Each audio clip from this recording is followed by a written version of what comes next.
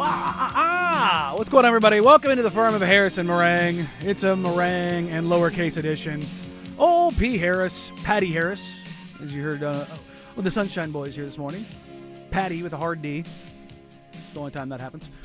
He's at Timbers Media Day, so it'll be me and Case carrying you through today on the firm of Harris and Meringue. Thank you for joining us. It is a Wednesday, which I didn't realize what day of the week it was. Because no Mondays?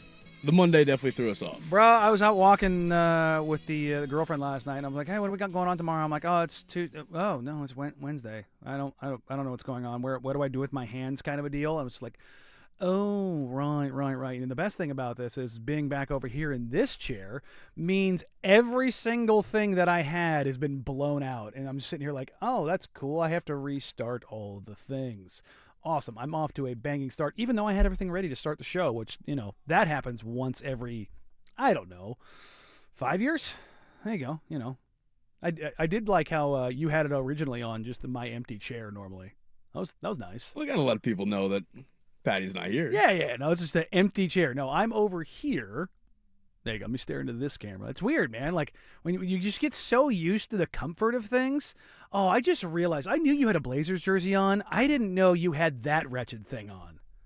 Yeah, I'm wearing the Carmelo today. I got the hoodie and everything. God. That's so... Well, we've got to figure that out. We've got to dial that in. That's not okay. It's not okay. What year were you born? 01. Oh, my God. He was at Syracuse when you were 2 years old. And I have a Syracuse Melo jersey. Okay. You have to explain this to me. How did you become a Melo fan when his college and prime years you were like not even cognizant? So, I grew up just playing 2K, and every one of my friends is a big basketball fan. Mm-hmm. I wasn't necessarily the big basketball fan, so I would always pick players that people didn't really like or people that they didn't, I guess, weren't really at the top of their game at all times. I always picked Melo because Melo in New York was one of the coldest players of all time. I also had a buddy who was a Denver Nuggets fan and was really pissed off at Melo when he left Denver. So it made me love. It made you love Melo. You spite loved him more, yeah. There we go. That's the best friend that you can have right there. Is the a little bit of little stick. You don't like this? Perfect. Yeah, because that was during the Chauncey Billups Carmelo era when Allen Iverson was on that team as well. Oh yeah. Oh God. Mark Warkentine, R.I.P., was one of the executives for the Nuggets back then. He used to tell me so many Allen Iverson stories and how back then they would just make up stuff for why he wasn't practicing. It was just like, we just knew that, he'd be ready for games. And, the whole practice, we're talking about practice, it's taken out of context. But, like, later in his career, it was very much that Iverson is not practicing. And did he need to? No. I mean, this is a guy who beat the living daylights out of his body. But he used to tell me, like, we told him that with this and this and this that was going on and this and this and this was going on. He's like, Allen wasn't even in the building. Like, that's the kind of thing where it was. It was like, oh, my goodness. There you go. You know what? Now I get why Patty gets a little cold. I'm going to just keep calling him Patty the rest of the day. I'm sure he'll love that. Just, he's not here. Just got to get the little jab. I think the vent is over here. Is that what? I don't know. Is it right above you or no, right below it's you or in something? that corner, but I think it like blows down over here, and that's why he complains about it being cold. That, and he's, kind of soft. See, Swag always has the AC on in here when I show up. But you're so I turn it off because I run cold. Yeah. So I just sit here, and then everyone who walks in here complains about how warm it is. Mm-hmm. I walked in here to talk to the boys here before in our commercial break because they brought up Bill Barnwell's suggested trade for Max Crosby, and I don't text them too often during the show, but every now and then they'll get one out of me. And was it DJ Moore and a fourth for Max Crosby and a fifth? I was on my way in. I was just like, absolutely not. No. And I had to, when I got here, I had to come in and be like, no, I'd rather sit Max Crosby on a bench and not play him than make that transaction. But I walked in here and I looked at the thermometer. It was at 74, and I'm like, the second you get out of here, that thing's going down to 68. Yeah, no, I can't do that. I'll start shaking if I get that cold because I'll just tense up and for some reason I'll just be ridiculously uncomfortable. See, if it's hot, like that's when I start fading. When it like, especially like if it's outside, don't get me wrong, I love the heat. You know, give me 88 to 92 and I'm just thrilled. That's like that to me is prime weather.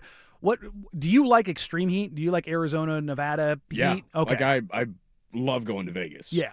Like you liked, but what do you consider cold? Like what is the threshold for cold? Like sub 50? Yeah, it's got to be below 50. Okay. Because 50 is like I could still wear a long sleeve but not have to wear like a sweatshirt over it. If it's getting into the 40s and into the 30s, I'm wearing pajamas underneath my sweatpants. Wow. Was it two nights ago? I think it was 2 nights ago. We walked the dogs at night. We used like a little 2.5-ish mile walk, and I got a 45-pound weighted vest, and I think it was like 42 degrees outside, and I go t-shirt and sweatpants. Like I'm perfectly fine knowing that even if, you know, around 40 degrees, I can still rock a t-shirt and sweat. Yeah, no, I can't say the same. Like I'll work out.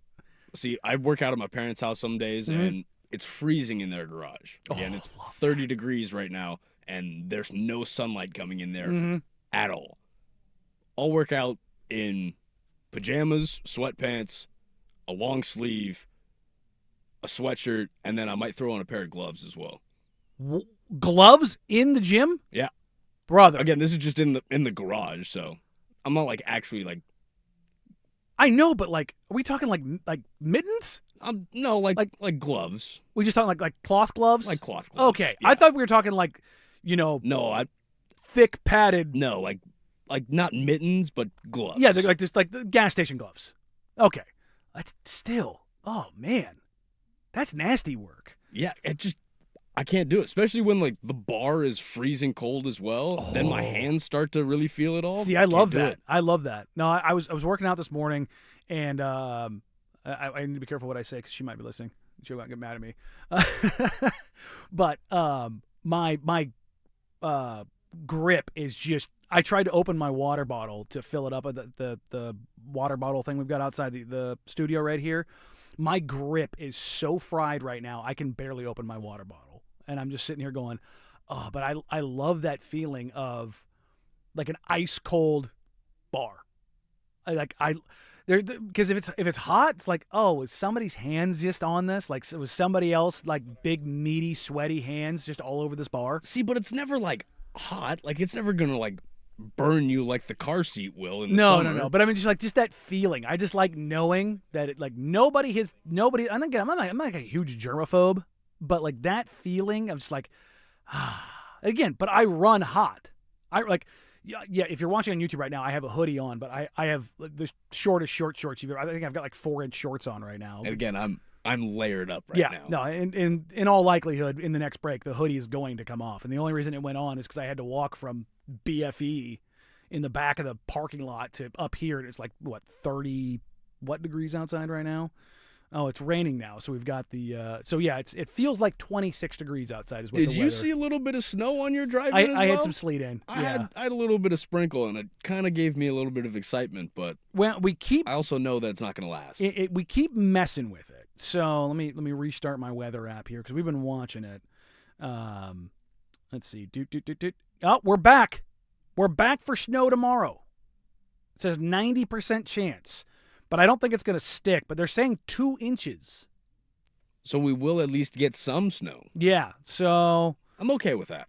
Yeah, I mean, you know how we do with that here. But it looks like it's all in the morning.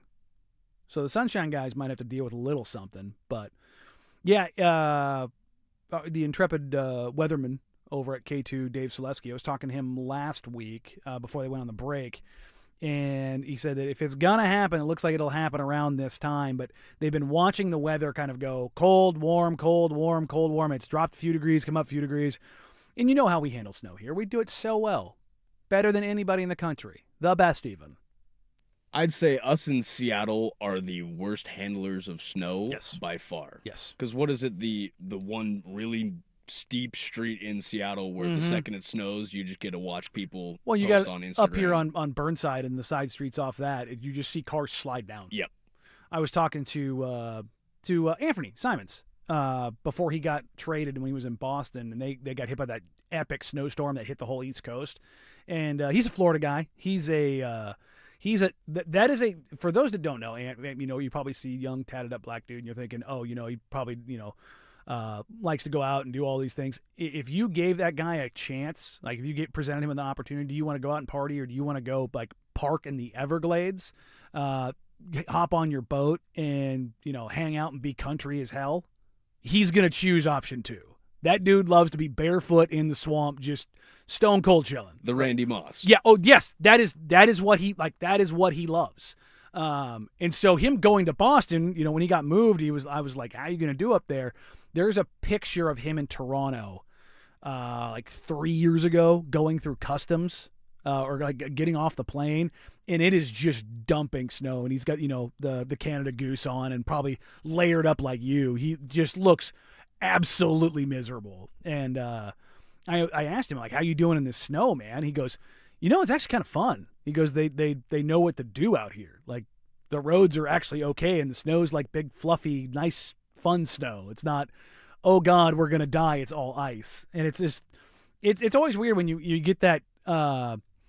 That comparison between how things look on the West Coast versus how things look on the East Coast, like how you're used to dealing with it, or going to Colorado or something like that. Like, it's just so different in how it all translates. So we do got a little bit of a bubble up here. Yeah, ever so slightly, just a little bit of bubble. But we got a loaded show for you today. It's me and Case, so I'm going. Of course, we're going to hit Blazers and NBA heavy. We've got tanking talk. A former owner talking about tanking and embracing the tank. In the NFL, we're starting to get some transactions happening as we're getting ready for the NFL Combine, free agency period, and everything else that's going to come up with that. It's going to shape rosters. We'll dive into that. Some of the biggest NBA questions that are coming in out of the second half. I don't know, why do we call it the second half? Because it's not the second half. It's the final third, whatever we want to do with that. It's when I start watching. Yeah, I mean, that's when people really are starting to lock in. I've came across something from a former ESPN employee about the gamification of the NBA and just how ridiculous and heavy-handed it's getting, and I kind of want to have a grander discussion about. And also, a college basketball coach throws out his own player, which, love to see that. We're going to get that and more. But coming up next, we're going to dive into the Blazers, into their final third, and what to expect, what to look forward to, and what questions you have coming up here on the firm of Harrison Meringue on 105.1 The Fan. The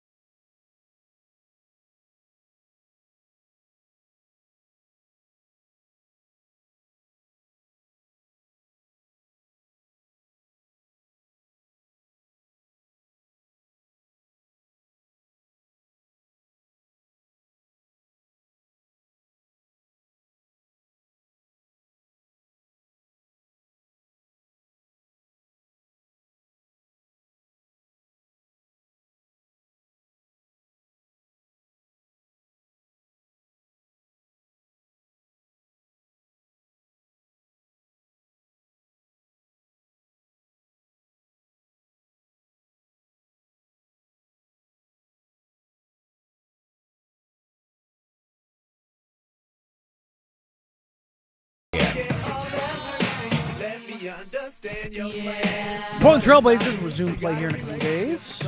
Getting back underway after returning from the All-Star break, where they sent 4 guys on down there. Damian Lillard obviously winning the three-point contest. Danny Avdia in the main All-Star contest. And then Don McClingan and Young Hunson in the Rising Stars games. Taking a look at what they have remaining for the rest of the season. You know, we've kind of beat the drum a little bit on here as far as who or what the Blazers have had to accomplish so far this season. They've had the most difficult schedule in the NBA, and they have missed the most man games of any team in the entire league. And yet, they're right there at the 500 mark. They could have had some things go their way. They had, 3 last-second losses on game-winning shots. They're a team that has been right there in clutch games through the majority of the season. They are second in the NBA. Of course, my stats page completely crashed on me. Cool. They are right there in the totally fine. They are at. I'll ask you this, Case. When you look at this team and kind of where they are and how they stack up, do you look at them and go, "I'm disappointed. This is about what I expected," or "This is better than I expected"? I think this is a lot better than fans should ever hope for. I mean, you're 2 games away from 500, 3 games away from having a positive season. And how many guards have you guys played with throughout the year so far? I mean, you spent the majority of your season without a starting point guard. Exactly. So I think, especially with the Chauncey stuff, the injuries, and just the ask of all of the young players to step up, you're getting a great result out of the team. Okay, so these are the teams that, if you're looking at it, that have a winning percentage above 50% in clutch games. So within 5 points, 5 minutes to go, okay? This is the Trailblazers, for reference here, are smack dab in the middle. They're 15th because they are 500. They are 16-16. They are tied for second for most clutch games in the entire NBA. The teams in front of them are the Nuggets, Wizards, weirdly enough because they're 10-9, the Bucks, Suns, Heat, Knicks, Sixers, Bulls, which is kind of weird again, OKC, which they're 14-9, which it's a good record, but the 9's a little surprising. The Orlando Magic, who are 17-9, which, okay. The Spurs, who are 19-10, so in 29 opportunities, they're coming out 2/3 of the time. That's pretty damn impressive. The Raptors at 18-9, the Pistons at 23-9, and the Lakers at 15-3. The Pistons are the one to me that have the total games played and the winning. That's impressive. What's really interesting about the Blazers is in those clutch opportunities, the Blazers are shooting 48% from the field, 38% from 3, 76% from the free throw line. I look at that and I go, that's pretty good. It's a team, 48, 38. You want the free throw percentage to be up a little higher than league average, but otherwise, that's pretty good. And the other crazy thing about this is they are not a team that shoots themselves in the foot shooting wise, but turnover wise in the clutch they are 28th. And it's not a ton. They average 1.4, but when you're talking about possessions getting finite, that's where it starts to stack up on you a little bit, right? So this team has had opportunities, but this is what I always say when you're talking about clutch games. If you are a good team, you're hoping for 500 because the average variance in a game is 5 across the NBA. As long you take out the highs, you take out the lows. Your average margin of victory is 5 when you take out, the Pelicans and the Kings and the Wizards to an extent. So if you're a team that has, you're average in clutch games, which most teams aren't. Again, you're quite literally the median line at 15. Yep. You're shooting well in those opportunities.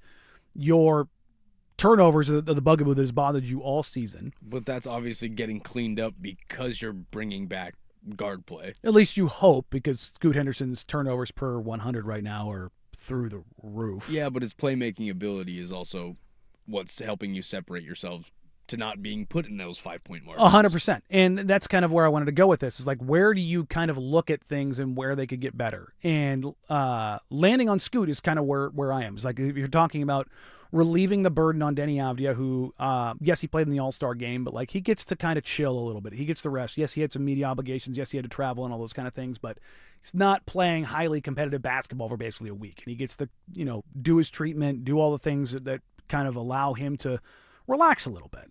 Now, he's not going to Cabo or Puerto Vallarta or Turks and Caicos or something like that where everybody else goes at this time of year. Not the Cancun trip. Nope. But he did get to just kind of chill a little bit, which you do want to see.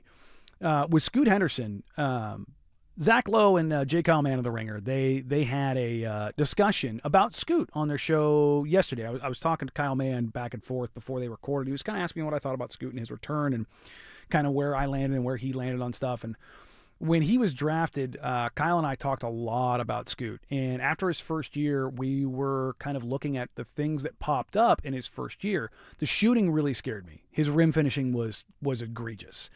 But for a guy that has true passing versatility, and when I say passing versatility, I mean right hand, left hand, live dribble, on the move, can manipulate and put the ball wherever he needs to. Like I think just general NBA fan thinks you're an NBA player, you can pass. That's not true. Especially when the windows get a lot smaller. The jump from college to the NBA is probably the biggest jump, I'd say, of any professional sport. Mm-hmm. Maybe consider NFL in that if you're depending on the position. Yes. But the windows start to shrink. And if you're, relying upon your playmaking ability and your space creating, that's going to tighten up just a little bit, and you're going to start to, need to work on X's and O's a little bit. And for Scoot, it's about precision with his passing, because he'll have probably 2 passes a game where you're just like, what was that? Like, where was that ball going? Where were you thinking there? Or he turns it he just Randy Johnsons it into someone's chest 2 feet away. And those are things you could, so I say passing versatility. Like when Ben Simmons came out as a rookie, it was that summer league. There is a pass that will live rent-free in my head for the rest of my life, because it was one of the most obscene passes I had ever seen somebody that big make. Ben Simmons is 6'10", long, rangy, incredible body control. Now, the mental stuff, oof. But the passing skill, I saw that pass and I went, that's one of the 5 best passers in the league, the second he steps on the floor. Yeah. Like, that's just, you just can't do that. He drives from the right wing down the slot, help defense comes, and he kind of stutter steps, gets a little hezzy hang dribble, strings it out to the baseline. I'm like, which you should not do. You shouldn't retreat dribble and go and float to the baseline like that. He was doing it to increase the angle of a pass he was going to make because he saw somebody fly in when the help defense came. And he takes a step and stops about an inch short of the baseline. And he turns and contorts his body like a sidearm pitcher. His whole arm is out of bounds. And he's kind of like hang dribble and pulled it up. It doesn't put it in 2 hands ever. Takes it, and as he's kind of falling out of bounds, but he's under control, whips it back 45 degrees behind both defenders, over like behind one and past the other guy's ear to a cutter who catches it for a dunk. And it was just like, whoa. That's not a pass that anybody makes in the league unless you're Jokic, Braun, Luka. Like, you're again, passes you haven't seen since Chris Paul was at his height, yeah, or Magic Johnson. And that's the thing is, Scoot has flashed those kind of passes. Scoot has hands like dinner plates. Like, he is, like, every time I ever shake his hand, dap him up, whatever, it always catches me off guard. He's a built dude, but he's got these massive mitts. And if you watch him manipulate the ball, there's so many times when you watch him, he doesn't go into 2 hands. His hands are so big, he just is able to manipulate the ball very easily. And he'll make that kind of cross-court pass on an angle, and you'll see him just do something. You're just like, oh, that was nice. But the width and breadth of his passing and just his accuracy is really wide. It's make an NFL analogy. It's Josh Allen at Wyoming. It's like, he can make all of the throws, but boy almighty, does that ball get a little wild sometimes. I would rather have the guy who has, because I don't think you can teach passing. It's one of the things that you either have it or you don't. You can fine tune it, like accuracy. You can get better on those kind of things, but you can either pass or you can't. But passing vision is passing vision. Yes. If you have it, you have it. If you don't, you don't. Elsewhere. It's like, the defensive skill is another one of those things where it's like, oh, defense is just trying hard. No, it's not. No, it's not. It's angles. It's a skill and ability to anticipate and read and get your body in a position, or anticipate and jump in front of something, or deny or to recover, or be Matisse Thybulle and be Rembrandt and allow a guy to beat you because you know that your closing speed or your ability to poke a ball from behind because your arms are so long, or get a chase down block, or just do something that nobody else can do because athletically you're just such a freak and your timing is so impeccable that you will bait somebody into doing something where they think they beat you. That's genius level defensive IQ. That's why Matisse Thybulle, when healthy, is allowed to freelance. And it's the same thing with Scoot. He's allowed to freelance as a playmaker sometimes because he will make a play that you just go, oh, that's nuts. So I look at Scoot and I'm going, okay, he's played, 4 games since his return? I want to see, he's going to have a long leash, but that leash is going to get shorter and shorter and shorter as he starts to come back, because his turnover rate right now is through the roof, but he's also, his assists per 100 have also come way up there. And again, it's only 4 game sample size, blah, blah, blah, all those things, all the caveats. Yeah, in 4 games, he has 9 assists versus the Grizzlies, 7 against the 76ers, 2 against the Timberwolves, but he had 5 turnovers. In that game, nobody could hit a single shot. And then against the Jazz, he had 4 assists and 6 turnovers. Yeah. So you've seen the high turnovers, and you've also seen the playmaking that also pop up at times. So, and a lot of his assists, this was true of his rookie year, and it's still there now, is that his turnovers aren't the dribble ball off foot turnovers. If you go look at the tracking data, even the publicly available stuff, more than half of his turnovers over his career have been as a fault of bad pass turnovers, which is kind of rare to see for a guy who has playmaking versatility. So he's got to find a way to kind of tighten that up, and we're up against it right now. I want to keep this conversation going, so I want to push forward into what the Trailblazers can look at, not just from Scoot, but from the rest of this roster. And are we looking at an updated Shaedon Sharpe? We'll get to that next, but first, here's Lowercase with a Sports Center update. Now, from the George McCoy and Warren Allen Sports Desk, a Sports Center update on the Fan Sports Network, 105.1 FM and 1080 AM. This sports update is brought to you by Mountaintop Metal Roofing. No maintenance, energy efficient, fire resistant, and a lifetime warranty. Do it once, do it right. Visit mountaintopmetalroofing.com. First on the Fan, Shams Charania reports that Kyrie Irving will miss the remainder of the season to allow himself to fully heal from the torn ACL he suffered last year. Irving has not yet played in the 2025-26 season, and he is now set on his return for next year. Some more NBA news for you, as Orlando Magic forward Franz Wagner will be sidelined after tests showed that he will require additional time and rehab to heal his left high ankle sprain. The Kansas City Chiefs have restructured Patrick Mahomes' contract this week, creating $43.65 million in cap space. This marks the 4th consecutive year that Kansas City has restructured Mahomes' contract.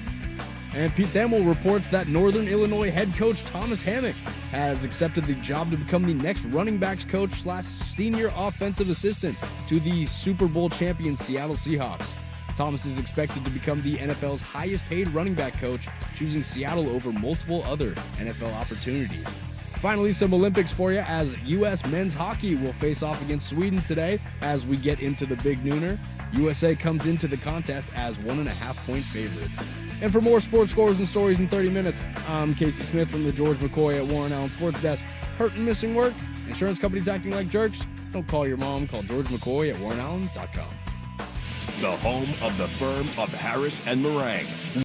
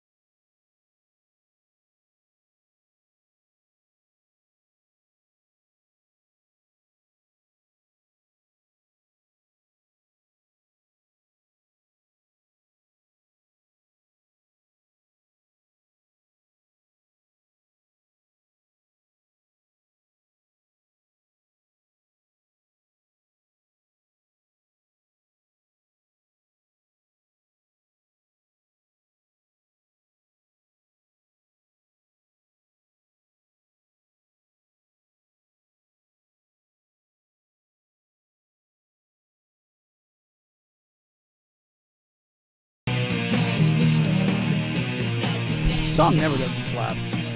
God, I love it. Billy Corgan, right? Yep. Oh, yeah, it's a little Smash Pumpkins, baby. Portland Trailblazers are returning to action here, and we were carrying on with this conversation of what to expect, and I went a little heavier on Scoot Henderson because he's still kind of this unknown quantity because he's only had 4 games since his return from hamstring injury, and he was one of the biggest questions coming into the season, alongside what Denny Avdia's usage rate was going to look like, how Shaedon Sharpe was going to grow, how Tumani Kamara was going to come back after winning or being named to an all-defensive team, and the growth of Donovan Clingan. Those are kind of all the things that kind of fed into this, as well as the addition of Drew Holiday and Dame coming back, and just kind of figuring all those things out. And the more I look at this final stretch, the Blazers went from, again, having the toughest schedule in the NBA up until the All-Star break. They now have the 30th toughest, which means they have the easiest schedule remaining in the league. They've got games against the Kings, the Wizards, the Pelicans, 2 against the Pacers, 2 against the Nets, and 1 against the Jazz.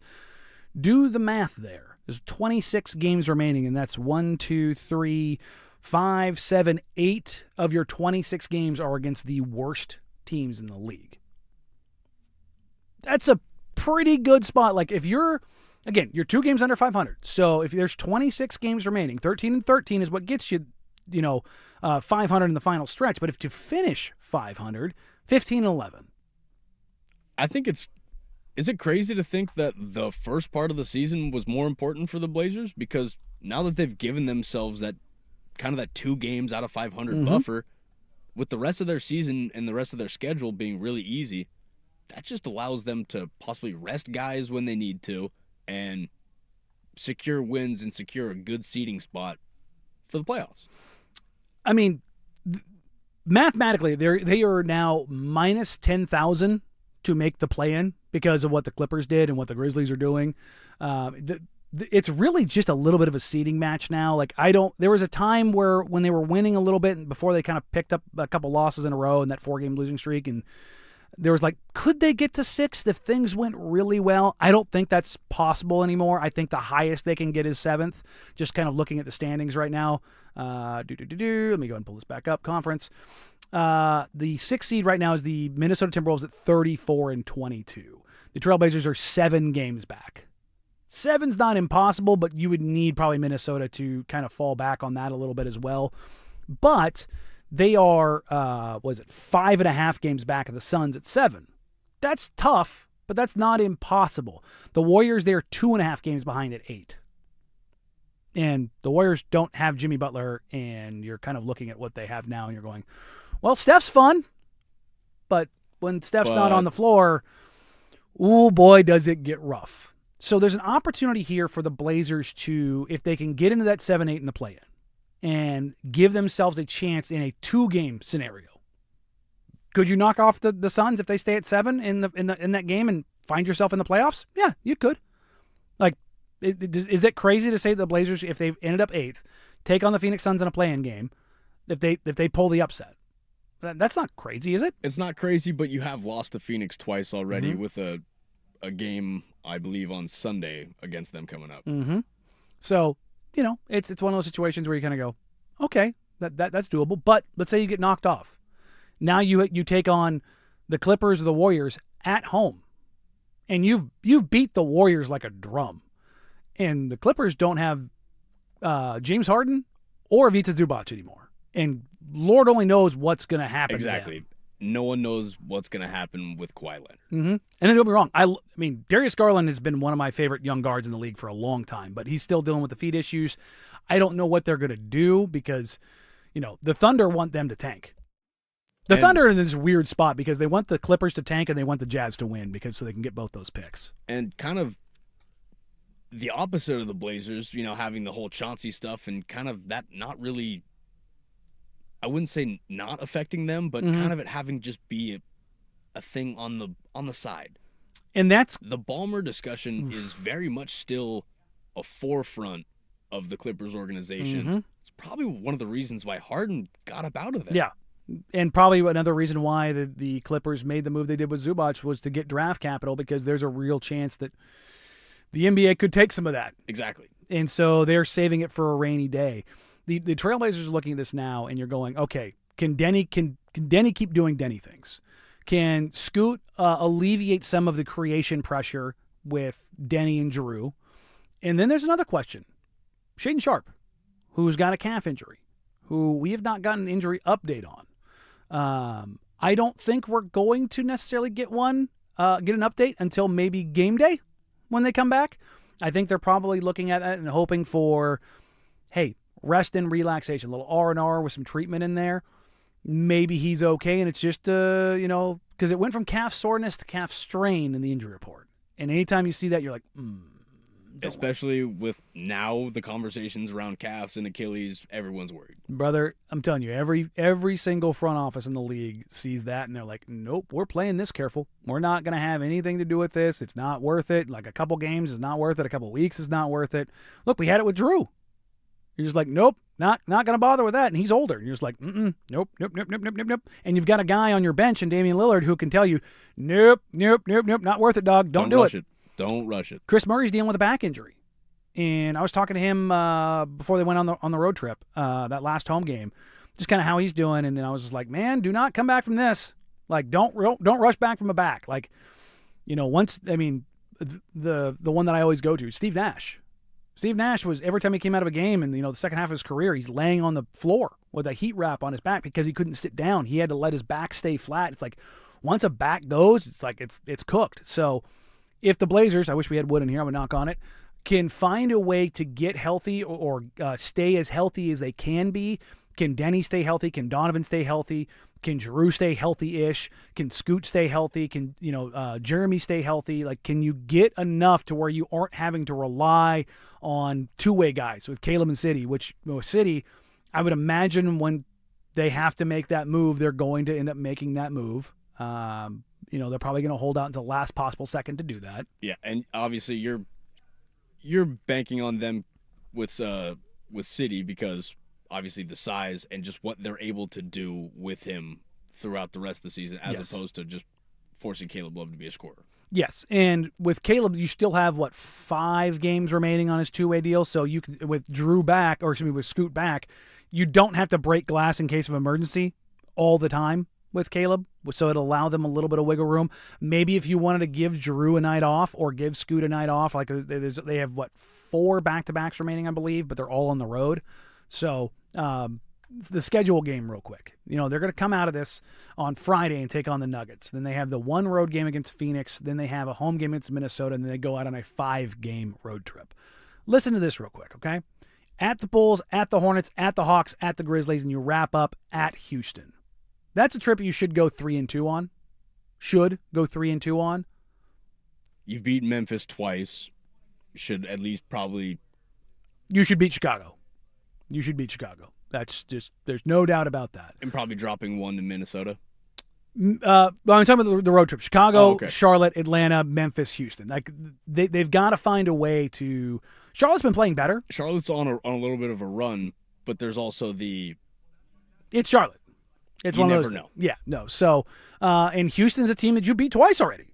So again, this is a trip you should go 3-2 on. But then you come home and you have Pacers, Hornets, Jazz, and then you set yourself up for the kind of the last rush, which is from mid-March to mid-April. That's that final month, and you open that up with a 5-game trip at the 76ers, Nets, Pacers, Timberwolves, and Nuggets. I know we just mentioned how the Clippers have that little bit of toxicity going on with the Ballmer situation. Do you think the KD burner account situation creates a little bit of tension in Houston, or do you think that's just that's KD, that's just his antics? Little column A, little column B. I think so too. It is. It's an interesting spot to find it in.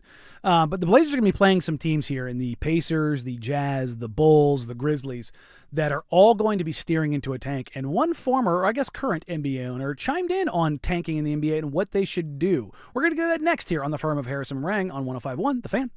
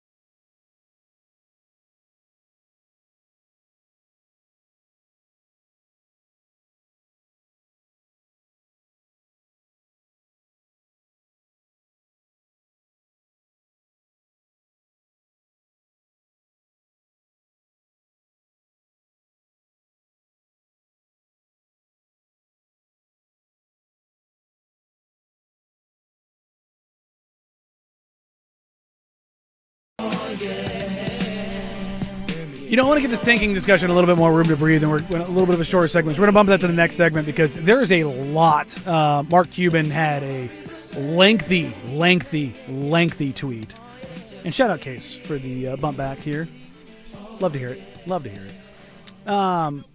Wrapping up the Blazers discussion, just to clear some things up. As far as like everyone keeps kind of asking about this with Sidy Cissoko, he has played his max allowed games as a two-way contract.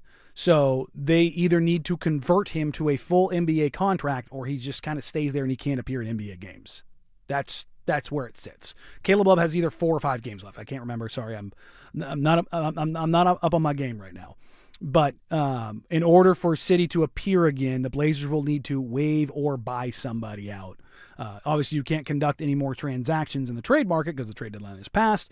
So you're looking at waiving or buying out one of likely Matisse Thybulle, Ryan Rupert, Chris Murray, somebody further down the bench. I would assume that you're probably looking at Matisse Thybulle because he's an expiring contract. And at this point in time, I don't know if it would be a waive or a buyout, because if you see a buyout, that happens because he's going to get money from somewhere else to compensate him. It might just be a straight waive if they opt to convert Sidy, which I've been told by basically everyone will happen. Now, they probably won't make that transaction until they absolutely have to. And Caleb Love has 6 games left. He has appeared in 44 active games. So he's at 44 as active? Okay. Because there was one game I knew in there where he was on the bench, but I don't think he dressed, I think is what it was. So, that's where Sidy sits in all of this right now. And for the Trailblazers, they have an opportunity. I'm not moving off my prediction. I'm being stubborn. I think the Blazers are going to win 40 games. I think they're going to end the season 40-42, which would mean they go 500 down the stretch. Now, if they finish outside of that or ahead of that, great. If the Blazers finish 41 wins or better, what is that season for you, Case? I think it's a positive. Mm-hmm. I think you have to take it as a positive with everything going on, all the injuries, all the growth that you're seeing from the young players. And Denny, obviously, Scoot's not where you'd want him to be yet, but that's because he's sat out so much time. When you look at this season, does what happens in the play-in and or playoffs factor into that and change your opinion? I think what does happen in the play-in I think that will dictate it, really. Because so they could win 39-40 games, finish under 500, but they get into an actual playoff round. You're like, cool. Yeah, but if they get blown out, that still leaves a bad taste in your mouth. And that's what's always interesting when you take a look at how that the final taste of it all, right? Like that, if they go into the play-in and let's say they're a 9 or a 10 seed and they're one and done. Yeah, I think that would drive fans a little bit crazy because I think there's a little bit, again, low floor, super high ceiling. But the potential is always there.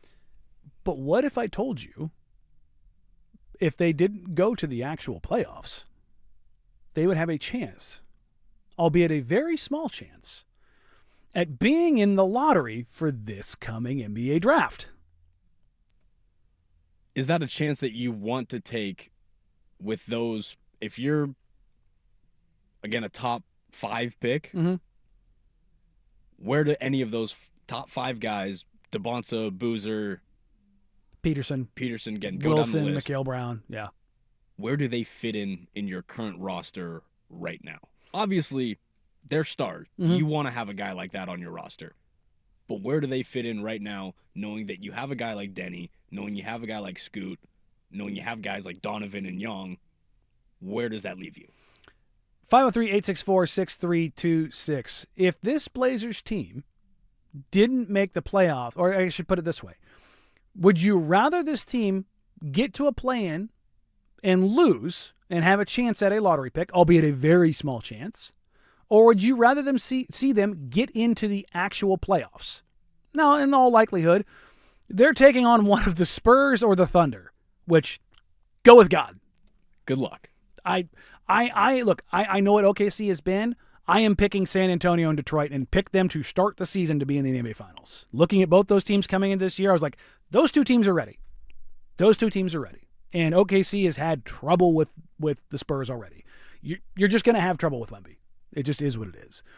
Is it more important for you to see the Blazers take that next step and get into a playoff round and get that little bit of seasoning that comes with that? Or do you want one more bite at the apple in a draft that pretty much every single evaluator that I have talked to across the league, not even pretty much, every single evaluator I have talked to across the league is looking at and going, there's 3 guys at the top that we know are franchise cornerstones. And there's a couple other guys in there, whether it's Kingston Flemings, whether it's Mikal Brown, if you want the mystery box that is Nate Ament, just kind of looking at that and going, or if you're a LeBaron Philon guy in Alabama, like you look at that group and you go, I think I really might like that. I think I might take back my step. Yeah, you want the Blazers to be good, but them losing to the Spurs, okay. Now you have a shot at a potential big 3 of new generation athletes. Mm-hmm. Like your new big 3, or possibly 4, would be Scoot, Denny, and then whoever you draft, with Donovan as your anchor in the post. So that'd be insane. Hilariously, this is the first Tankathon simulation that I have run this season with the Blazers with the 13th best odds. 14th best odds. I don't know if we can see it on YouTube. Just came up number 2 in the draft lottery and would get Cam Boozer. And what would that do to your organization? You would absolutely. So the crazy thing about this is, in this draft lottery that I just ran, the Hawks, the Pelicans pick, get the number 1 pick in Darren Peterson. The Blazers get Cam Boozer, moving up 12 spots to number 2. The Grizzlies move up 5 spots and get A.J. DeBonson. The Jazz get knocked out again and get 4 and Caleb Wilson. Oof. Tough break for the Jazz, but I mean, that sounds pretty good.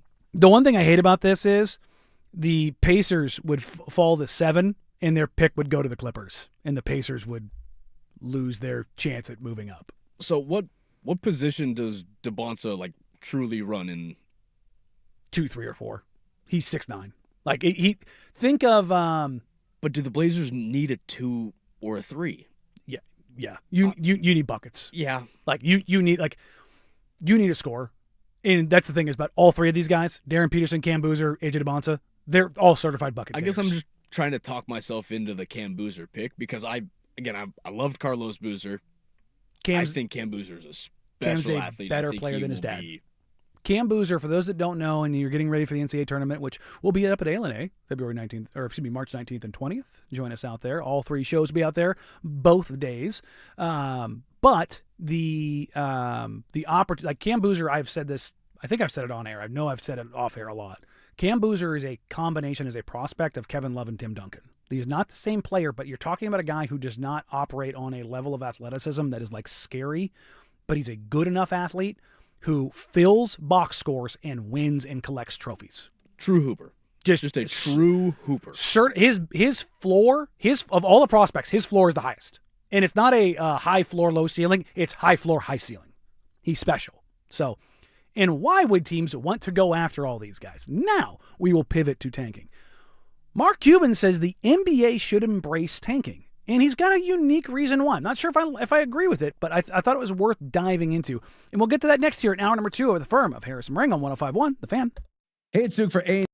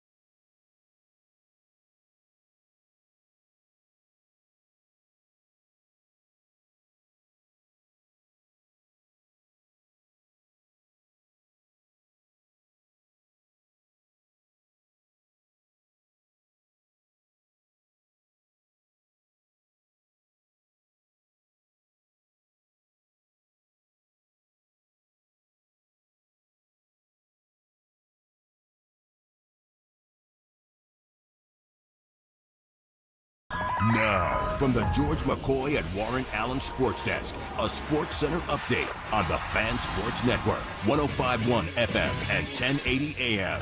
First on the Fan, Shams Charania reports that Kyrie Irving will miss the remainder of the season to allow himself to fully heal from a torn ACL he suffered last season. Irving has not yet played in the 2025-26 season, and he will now set his return for next year. Some more NBA news for you, as Orlando Magic forward Franz Wagner will be sidelined after tests show that he will require additional time and rehab to heal his left high ankle sprain. The Kansas City Chiefs have restructured Patrick Mahomes' contract this week, creating $43.65 million in cap space for the upcoming season. This marks the fourth consecutive year that Kansas City has restructured Mahomes' contract. Pete Thamel reports Northern Illinois head coach Thomas Hammock has accepted the job to become the next running backs / senior offensive assistant for the Super Bowl champion Seattle Seahawks. Thomas is expected to become the NFL's highest paid running back coach, choosing Seattle over multiple NFL opportunities. Finally, some Olympics for you, as the U.S. men's hockey team will face off against Sweden today. As we get into the big nooner, USA comes into the contest as 1.5-point favorites. And for more sports scores and stories in 30 minutes, I'm Casey Smith from the George McCoy at Warren Allen Sports Desk. Hurt and missing work? Insurance companies acting like jerks? Don't call your mom. Call George McCoy at warrenallen.com. The Fan is live on YouTube and Twitch. And now Window Nation brings you on-demand videos. Watch Window Nation.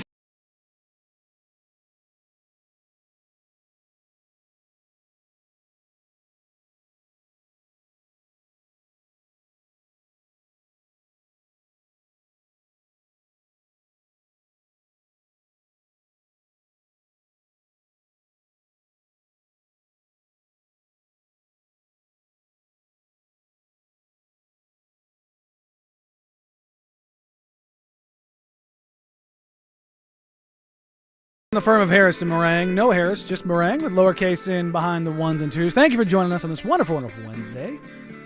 It's a glorious day in the Rose City. It's not. It's cold. It's crappy. We're probably going to get snowpocalypse tomorrow, but, buckle up. We'll have some fun. We spent the first hour pretty much all Blazers, and I got some of you fired up now with the idea of Cam Boozer on this team. Huh? What? Text Got line. me fired up a little bit. Yeah, no. If we get Boozer, lose all 26 remaining games. Look, man, the world of tanking is alive and well. Before we get into that, Fan Madness is back. Join the Fan Thursday, March 19th and Friday, March 20th for the two most exciting days of basketball at Tom's Watch Bar and A&A Casino Resort in Ridgefield. Dirt and Sprague, the firm of Harris and Meringue, the Fan Happy Hour, and Prime Time with Isaac and Suk will be broadcasting all day long live throughout the day. Don't miss a minute of the action. Play hooky with the Fan for Fan Madness, brought to you by A&A and Window Nation. March 19th and 20th at A&A Casino Resort. One of my favorite things we do every single year. It is so much fun, especially when I bet against Rob's Jayhawks and Arkansas wins and I cover. But there's a lot of guys in that college NCAA basketball tournament that will factor strongly in the NBA draft. That is one, Darren Peterson, again, Rob's Kansas Jayhawks, AJ DeBonta at BYU, and Cam Boozer at Duke, that have owners and front offices in a complete and utter fervor, because this is three cornerstone players, and you can talk yourself into Caleb Wilson, even with his broken hand, having surgery, as being one of those guys that could be very special, as well as Mikael Brown at Louisville. And the list goes on and on and on and on and on, because it's a really, really, really good draft.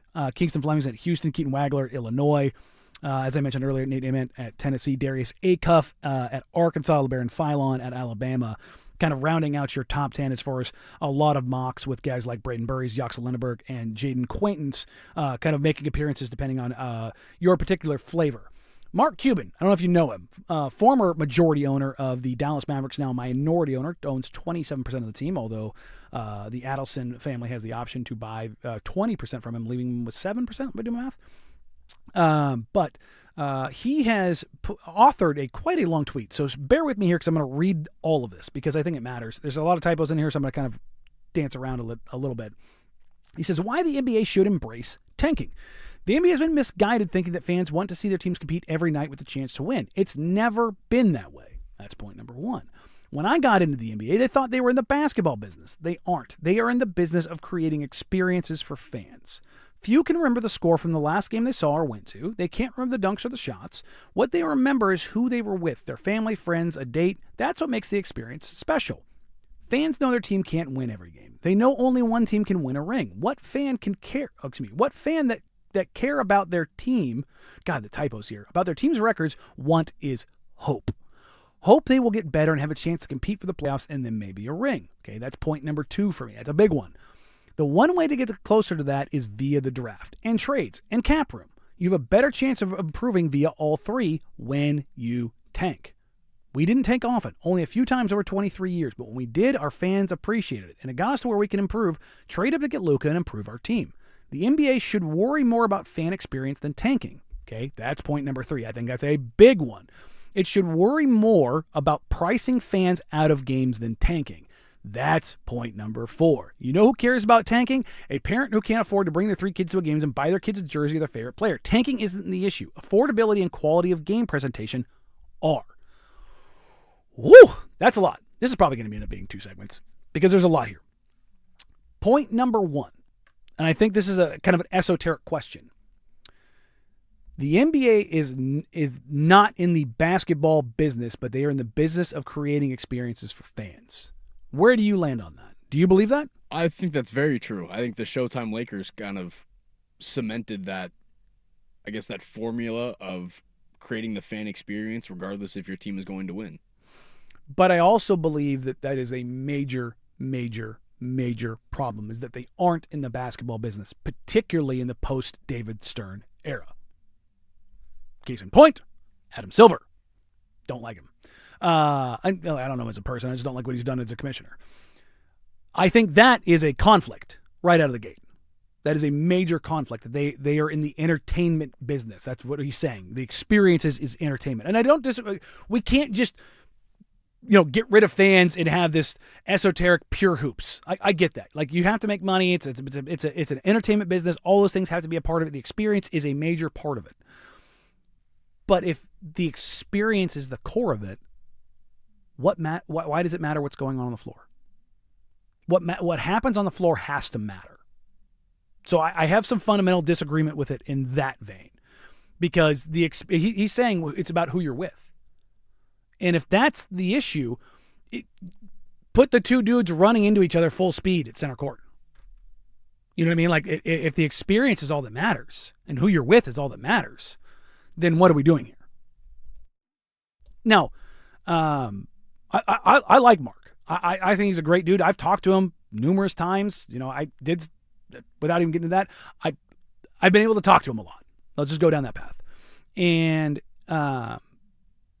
there's some fundamental disagreement with that, but he's also a guy who was cutting checks, so I can't argue with him too much on that. There's a sliding scale of, I'm a consumer and somebody who covers it, and I have my opinions on it. This is a guy who had literal skin in the game. I think the idea that the selling hope. That's why I wanted to get to next. That's the big thing for me when I read this. Again, we all know only one team can win a ring. Mm-hmm. That's a given. Mm-hmm. Thank you, Mark Cuban, for pointing out that one team will win a championship this year. What a fan that cares about their team's record, what they want, is hope. Mm-hmm. That's 100% true. Again, we just talked about it. If we don't have the chance to make the playoff or make a run in the playoff, we want Cam Boozer because that gives us hope for a potential run in the playoff. I have said for 14 years, you can be building up or you can be tearing down. Now, there's different paths that come off that. When you're tearing down, it's a path. It's steer into the skid. You're done. Okay? But if you're building up, there's different types of building up. There is the, oh my God, we're so back because you have been in the depths. And this is where people who are sitting here and go, I want 41 wins and I want to make the playoffs. I don't care if I get smoked by the Spurs. I don't care if I get smoked by the Thunder. Whatever that is, I just want to taste the playoffs. I think you're nuts. Full stop. That doesn't matter to me.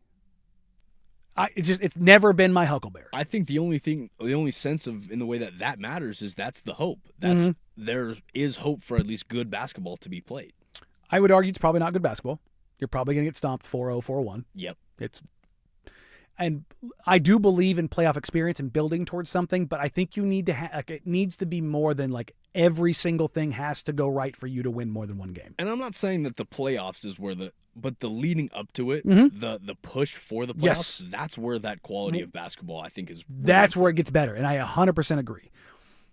There's the selling hope part of this. There's different stages of selling hope. There's selling hope that we have a direction, which is where I believe the Blazers are at right now. Then there's selling hope of to the organizations that are in the dumps. It's the Wizards, it's the Kings, it's the Pelicans, it's the Pacers. The Pacers are kind of a weird one because Hallie's out for the season. I throw the Hornets in there as well. Yeah, it's the idea of you could get Darren Peterson, Cam Boozer, AJ DeBonza. And that, I mean, this is a city that held a parade when they drafted Greg Oden. There's 10,000 people in Pioneer Courthouse Square because you had the number 1 overall pick, and we just saw that guy in the NCAA tournament anchor a team, and wasn't a guy who was scoring 25 a game, but his defense was so otherworldly that you were like, it doesn't matter. LaMarcus Aldridge has said in practice, when he was in practice playing with him, they played 4-on-5 because when they had 5 guys and Greg manning the paint, it didn't matter. That's hope. Like an individual player. Brandon Roy was hope. Brandon, LaMarcus, and Greg was hope. Now, we all know where it went, and yikes, that sucked. But that was hope personified. Then there's hope of winning a title. The Pistons are there. The Thunder are there to repeat. The Nuggets are there. The Knicks think they're there. The Spurs are there. The Spurs, like, that's a different kind of hope. There's, like, for me, there's the kind of like 3 stages of hope. Where you lose hope is when you were the Kings for the last 20 years. Or you're the Hornets for the last 20, where you're just down there, and the Timberwolves for a long time. You know, they drafted 2 point guards ahead of Steph Curry. That think about it. The biggest wins, I guess, I'd think of in Timberwolves and Sacramento history of recent years, Light the Beam. Mm-hmm. That was that the play-in or the first round? Yeah. And then Minnesota, Patrick Beverley gets up on the scorer's table, also in the first round. Mm-hmm. And that's where I understand why some people, again, I fundamentally disagree with it, but I understand it, especially when you've been in the depths for so long. It feels like a really long time in Portland, 5 years, because through the majority of your life, the Blazers have not just been good, they've been really good. They have. They just have. I mean, that's the thing about them, is that if you compare their history, and I know people are like, oh, you're carrying water for the organization. No, I'm not. If you just take a look at where they stand historically, they have been better than most teams. Now, they only have 1 title to show for it, but take a look around and see how many teams have truly been competitive over the last 50 years, and they're going to sit there. Now, they sucked something fierce for 3 years, and it's not fun. I know. I was there every night. I did not enjoy it. It was miserable. You guys got to turn the game off. I had to go talk about it. And it's the same thing every single night. I wanted nothing to do with it. It was like, they sucked again. They couldn't shoot again. They turned the ball over. They couldn't stop anybody. It's miserable basketball. So here we are talking about it some more. Now they have an opportunity to kind of progress forward. And I'm not saying that they need to take a step back, but I'm saying if worst case scenario is they fall in the lottery and they move up, I'm not against that. Again, if they make it in the playoffs, great. Great. I have no issues with that. They're going to convey the pick that they owe to Chicago, which is going to wipe your hands of that. So there's something to be found in that, because I know a lot of people are worried about that. I'm not worried about it until you have to. But you just kind of take a look at all of the things that kind of populate that stratosphere, and you go, well, I guess the playoffs are fine. But there's that little, I'm going a little Harris here, the mystery box. The mystery box. You know, adding another cheap contract-controlled player that could be very impactful and very effective for you in the coming run. Like, that's how teams are built. Yeah, I think adding a 4th makes your team so dangerous. Now you're an immediate contender with Dame back. Scoot is playing well.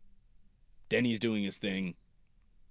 Yeah, and then everyone's running on all cylinders, and at that point you're going, okay, we're all healthy.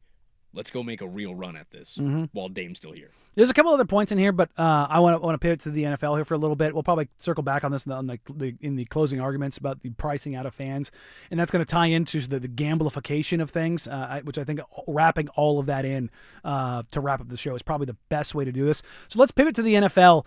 The team that everyone hates, unless you're in Kansas City, they did the thing again where they took a generational quarterback and redid his deal yet again, and looks like they're going big game hunting. What are the Kansas City Chiefs looking to do? We'll get to that next year on The Firm of Harrison Ring on 105.1 The Fan.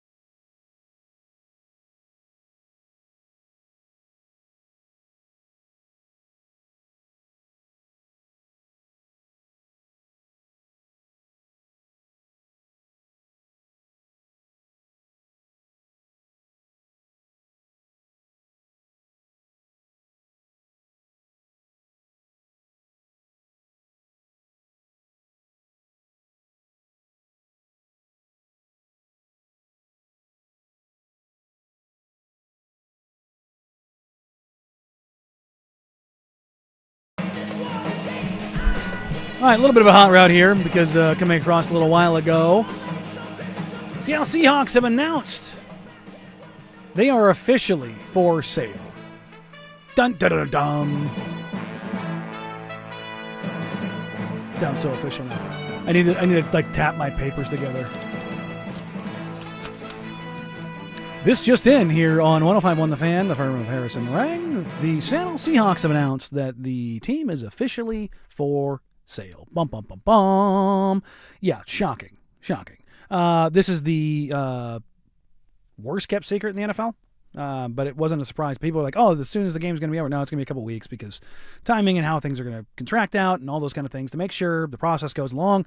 This is the statement released by the Seattle Seahawks. The estate of Paul G. Allen today announced it has commenced a formal sale process for the Seattle Seahawks NFL franchise consistent with Allen's directive to eventually sell his sports holdings and direct all estate proceeds to philanthropy. People may not remember that, but all of the sales proceeds from both the Trailblazers and the Seahawks will go to charity. Pretty cool. The estate has selected investment bank Allen Company, the same law firm that handled the Trailblazers one, and law firm Latham & Watkins to lead the sale process, which is estimated to continue through the 2026 offseason. NFL owners must then ratify a final purchase agreement. I saw somebody either on Twitter or somebody else thinking, oh, the NBA has announced expansion. Are they trying to fight off competing owners? No. There have been ownership groups lined up for the Seattle Seahawks the Seattle Supersonics for 20 years. And that was also to tie this into the Trailblazers, why everybody's like, well, they're just going to move the Blazers to Seattle. Do you think that the billionaires who have more money than God, who have been prepping for 20 years to bring the Sonics back, are going to let Tom Dundon move into their territory? Look, and I don't mean this as a shot at Tom Dundon. Tom Dundon's worth like $4 billion. That's not nothing. It's not nothing, but he doesn't hold a candle to the money in Seattle. The money, power, influence of like the Bezoses of the world who decided Amazon is up there. Yeah, like guys, there are guys up there that their B starts in double figures and goes into triple figures. Okay, like there's a lot of money up there. Then they're not going to let Tom Dundon or Big Panda Express money infringe on what they've been trying to build for 20 years. That's just not going to happen. Like that's. And again, that's not a shot across the bow at Dundon. In the billionaires world, even in that world, there's a sliding scale of how big a fish you are. It's the Wild West a little bit. Yeah, and it's like, Ballmer can sit there and tell the rest of the NBA to stuff it because collectively he's worth more than all of them combined. Let that sink in for a second. That's how much money that man has. I believe his latest net worth has him at $143 billion. Just according to Google, 126.5. Okay, I looked the other day. It was at 143 or 145. So stock holding's not doing well. Oh, yep, 145 according to Wikipedia. There you go. Ding, ding, ding, ding, ding, ding. Yeah, it ebbs and flows within a $20 billion. So the margin of error in Ballmer's net worth is 5 times what Dundon is worth. Okay, and there's guys like that in the Seattle area, and there's guys that are kind of been looking at that for a while now. So what does this mean for the Seattle Seahawks? So we've already seen we're undergoing a transition of power as it pertains to the Portland Trailblazers, and it's been pretty damn seamless, to be honest. I would expect that takes place. The official transition of ownership will probably take place, I would imagine, right around the beginning of April. That'll be for business purposes, tax reasons, all those kind of things that kind of line up with that. And nobody I have talked to has said anything about the Trailblazers sale not being officially ratified by the Board of Governors. Like, They want to move on. They want to have somebody new in there. They're motivated to kind of finalize those proceedings. The line here that stands out is that for the Seahawks, this will go through the 2026 offseason. Interesting. Didn't say go through the 2026 season, which probably means those bids have already been kind of sussed out. Was that also for a tax reason? Well, I mean, there was the state of Washington would get 10% of the revenue if it was sold prior to within the year, within the calendar. Well, no, it was I don't want to say the date because I've seen conflicting reports. ESPN has one, and I have somebody who is worked in these that has told me that it's the beginning of March. So I don't know for certain. I'm going off of somebody that I trust that is directly involved with these kind of proceedings historically. And I was told beginning of March. So We're 2 weeks from that. And they're not going to finalize the sale. So as long as the sale isn't finalized before that period, then the state of Washington is not going to get 10%. So if you're talking about the Seattle Seahawks going for $8 billion, which does sound like that will probably be the number, not too shabby. $4.5 billion for the Blazers, $8 billion for the Seahawks, a little $12.5 billion combined. God, what did Paul pay for the Seahawks? Paul Allen purchase price. Seahawks purchase. He paid. Oh my God, less than $200 million. Wow. Goodness gracious. Well done. In 1997, for approximately 194 to 200 million, turning 200 million into $8 billion in 9 years? Yeah, I bought the team in 1997. Oh, man alive. And then what did he pay for the Blazers? I think it was a little bit less than that. I think it was 185. No. His was much less than that. His was half that. He bought the Blazers for $70 million.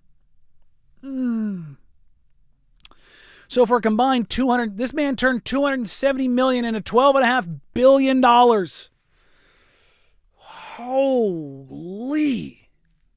It's like, again, I'm not beating up Paul Allen for this. That's just great business. But like, I was driving around last night. We were running to go get some froyo and driving through the backwoods in between Wilsonville and Sherwood, and the houses out there. There's big farmland. It's like, yeah, it would have been nice to have like what I paid for a house out in Newburgh if I had taken that same amount of money 25 years ago.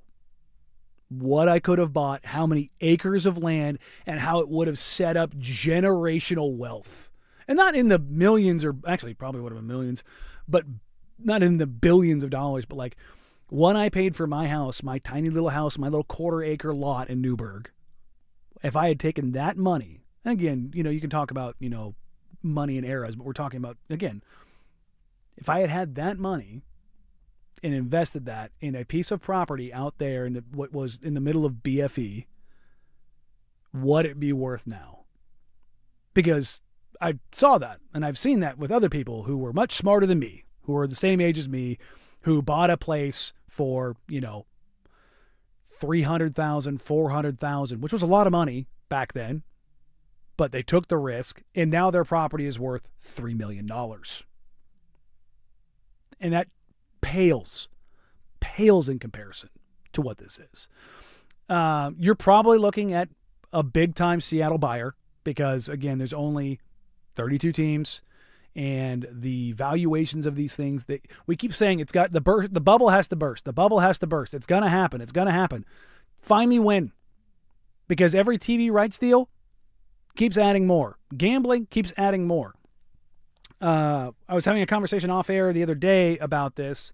I think it was with Harris, and I've talked to other people about it.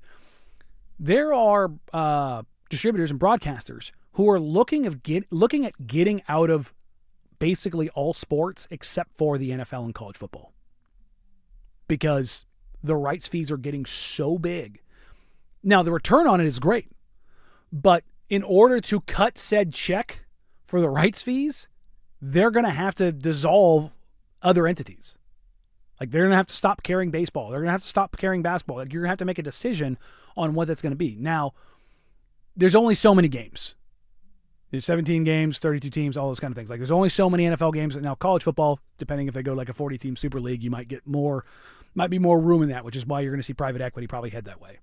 But that also opens the doors for other organizations to come in and go, well, we'll take basketball, which you have basketball-specific broadcasters, which I'd be about.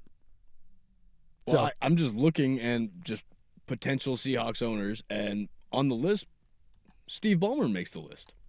Oh, weird. Shocking. I mean, when he bought the Clippers, there was talk about moving them to Seattle.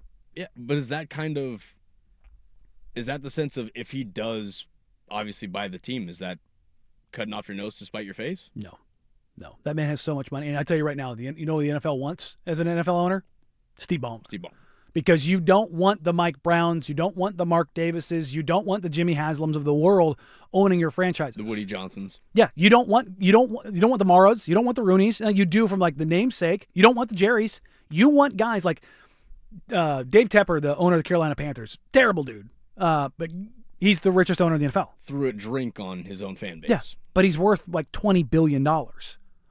You can add a guy who's worth $140 billion to your roster. That's a good thing for your league. Starts to make the transition a little easier. You're not worried about things. You don't have to worry about a team that's just going to suck and suck and suck and suck because their cash flow. Like, that's why the Lakers sold. They were run like a Jeannie Buss, and the Buss family ran that team, they ran that organization like a mom and pop organization. They have one international scout. One of the brothers is one of the lead scouts, and he's a damn good scout, and he got fired. Like, I hate the Lakers, but I don't know if you guys have looked at Laker draft picks over like the last decade. They've all been pretty damn good. Yeah. Like, with where they were drafting, you're like, I mean, they did well. I'd say their worst first-round pick was probably, Jordan Hill? Yeah. But again, But you still got good production. Where out are of you him picking with at? Kobe. Yeah, it's like that's the thing is like where are you consistently picking at? And when they were in the draft, you can talk about Lonzo Ball and his injuries and all those kind of things, but Julius Randle, pretty good. Brandon D'Angelo Ingram, Russell. pretty good. Like, again, pretty good players all up and down. Like, there's some hits and misses, but getting that right. So that lands the boat on Seattle Seahawks, officially for sale. I managed to turn this into basketball somehow, some way. Okay, now we will talk about the Kansas City Chiefs and what they are doing, clearing the deck for, I don't want to say one final run, but one of the final runs for the Kansas City Chiefs by rearranging the deck chairs. That is the make-believe NFL salary cap. We'll get to that next, but first, here's Lowercase with the Sports Center update. Now, from the George McCoy at Warren Allen Sports Desk, a Sports Center update on the Fan Sports Network, 105.1 FM and 1080 AM. This Sports Center update is brought to you by 808 Hawaiian Restaurant. Mixed plates like Grandma used to make, if your grandma were from the Big Island. Woodstock, Burnside, Beaverton, or online at ate-oh-ate.com. First on the Fan, the Seattle Seahawks are officially for sale. A statement from the team was released today from the Super Bowl champions, stating that the estate of former owner Paul Allen will sell the team and donate the proceeds to charity, as was his wish. Some more NFL news for you, as the Kansas City Chiefs have restructured Patrick Mahomes' contract this week, creating $43.65 million in cap space. This marks the fourth consecutive year that Kansas City has restructured Mahomes' contract. Orlando Magic forward Franz Wagner will be sidelined after tests show that he will require additional time and rehab to heal his left high ankle sprain. Pete Thamel reports that Northern Illinois head coach Thomas Hammock has accepted the job to become the next running backs / senior offensive assistant for the Super Bowl champion Seattle Seahawks. Thomas is expected to become the NFL's highest paid running back coach, choosing Seattle over other NFL opportunities. Finally, some Olympics for you, as the men's U.S. hockey team will face off against Sweden today. As we get into the big nooner, USA comes into the contest as 1.5-point favorites. And for more sports scores and stories in 30 minutes, I'm Casey Smith from the George McCoy at Warren Allen Sports Desk. Hurt and missing work? Insurance companies acting like jerks? Don't call your mom. Call George McCoy at warrenallen.com. The home of dirt and spray. Weekday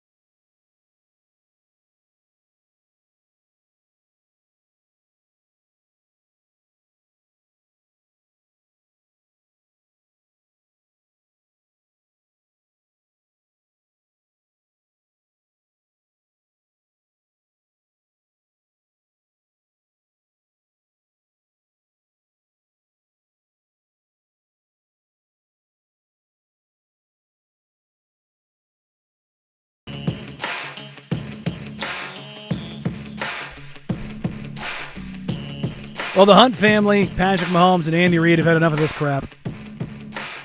What is this, 4 straight years now, Casey, that the Kansas City Chiefs have restructured Mahomes' deal? 3 or 4? The 4th consecutive year. For those that have not heard it in old lowercase's award-winning SportsCenter update, the Kansas City Chiefs have restructured quarterback Patrick Mahomes' 2026 salary of $54.45 million into a signing bonus and lowers his cap number to $34.65 million. Where does that rank him in the rest of the league?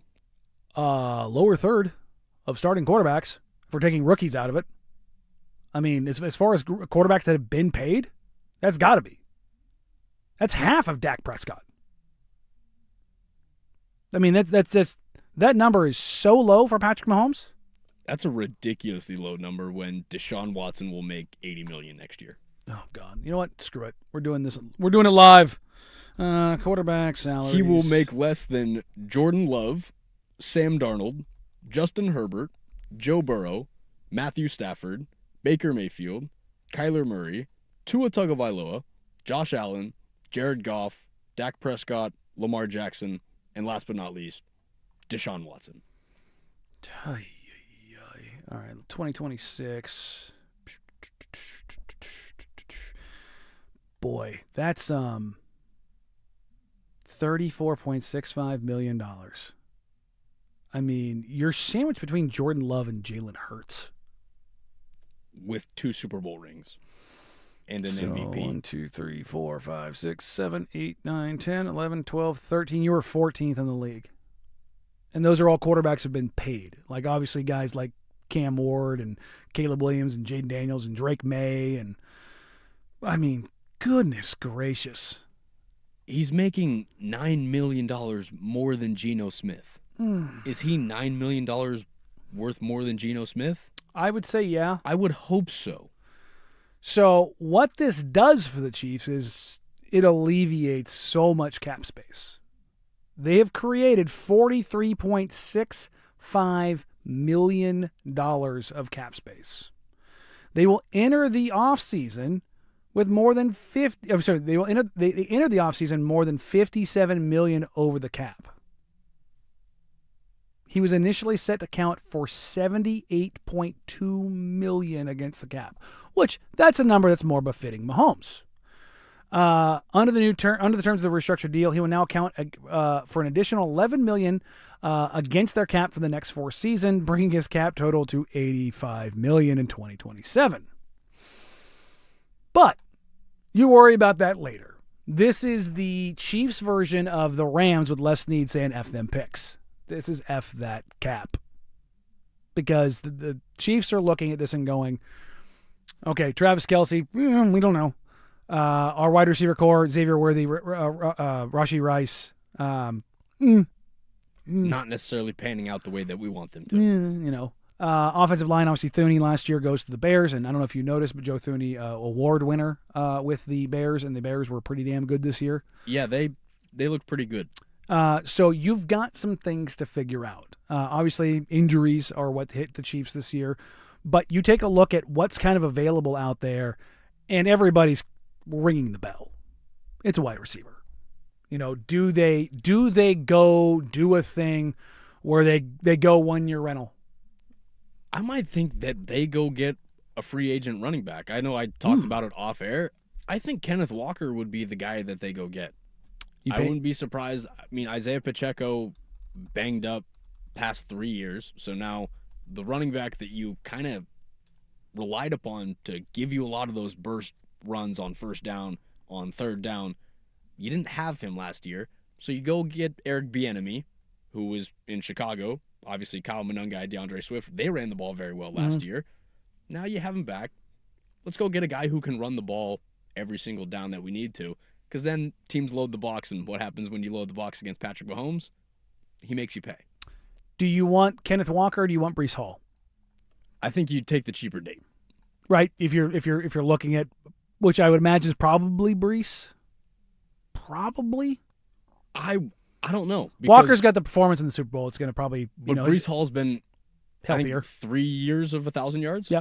So I think you could probably get Kenneth Walker for cheaper than you can get Breece Hall. I'd say Breece Hall is kind of in the way that Tony Pollard was before he signed to Tennessee. Do you 2-year, $20 million. Do you try to put the screws to the Super Bowl champion Seahawks and try to pry away Reek Woolen? No, because I don't think you need a slot corner. I don't think you need another corner because I think that's, of all the positions on the Kansas City Chiefs, I think that's the one unit that you can go, all right. Do you make We'll it be stronger, though? That's what I'm saying. Like, do you make a strength stronger, or do you go after weaknesses? Like, because for me, I think it's wide receiver. I think you probably on draft day, you're looking at going and getting A.J. Brown. And I think if Patrick Mahomes is taking a pay cut, you don't waste that money on getting a defensive player. You go That's give fair. Patrick Mahomes a toy he can play with. Yeah, and I mean A.J. Brown in Kansas City. I mean that's terrifying, and I don't care much of a head case A.J. Brown is. The Tyreek Hill thing to kick rocks. Again, he's 33. Coming off his leg turning backwards, and that's before we ever even get to the off the field, which is just an unmitigated nightmare of mistake after mistake after mistake. Again, but does the off the field stuff keep him from being on the field? That's the only thing that matters. I mean, is availability. It's gotten close. He's gotten close, but did it? Do you go Travis Kelce's long in the tooth? Do we like Isaiah Likely? No, because Travis Kelce's gotten every fan in the stands. Everyone's wearing 87 in our stadium. Man sells jerseys.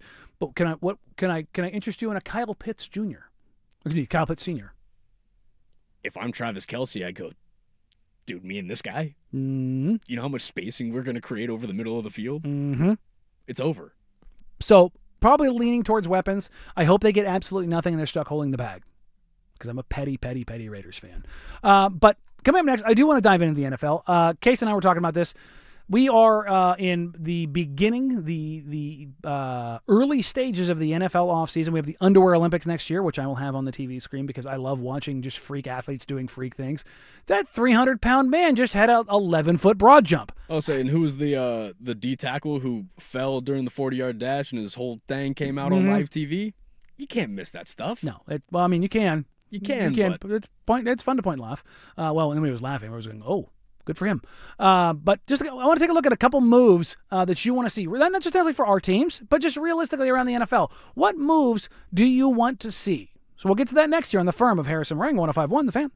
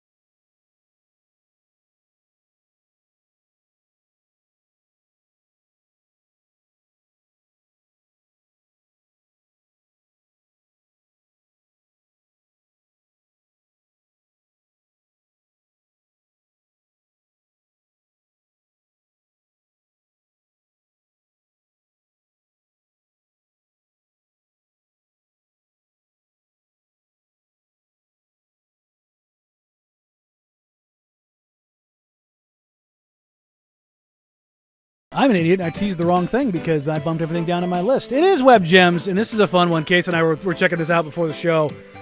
College basketball is the gift that just keeps on giving. And ladies and gentlemen, I despise the University of California, Los Angeles, old UCLA, but I love their men's basketball coach, Mick Cronin. And, Casey, you just want to do me a favor, just fire the audio, and then we'll come back to this. You know, true toughness is in how you compete and how you go to work every day. Steve's a good kid. He made a bad decision. If you want to be a tough guy, you need to do it during the game for a block out, for a rebound. So I was thoroughly disappointed.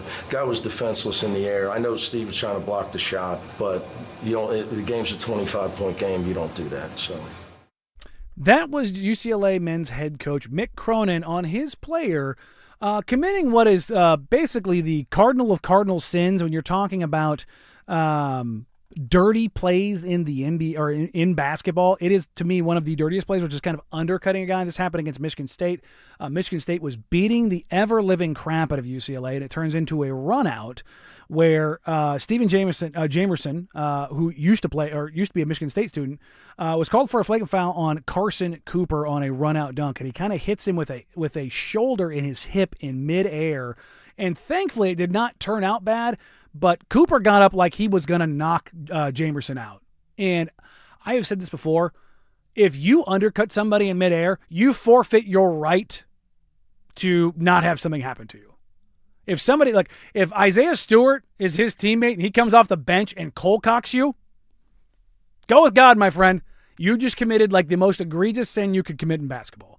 Hitting a defensive player in midair is nasty, nasty work. With an open lane. Yes. Again, because wrap him up or let him go. Because Cooper, again, the much taller scorer for Michigan State, is only being defended by, I think, the guard for UCLA. Yeah.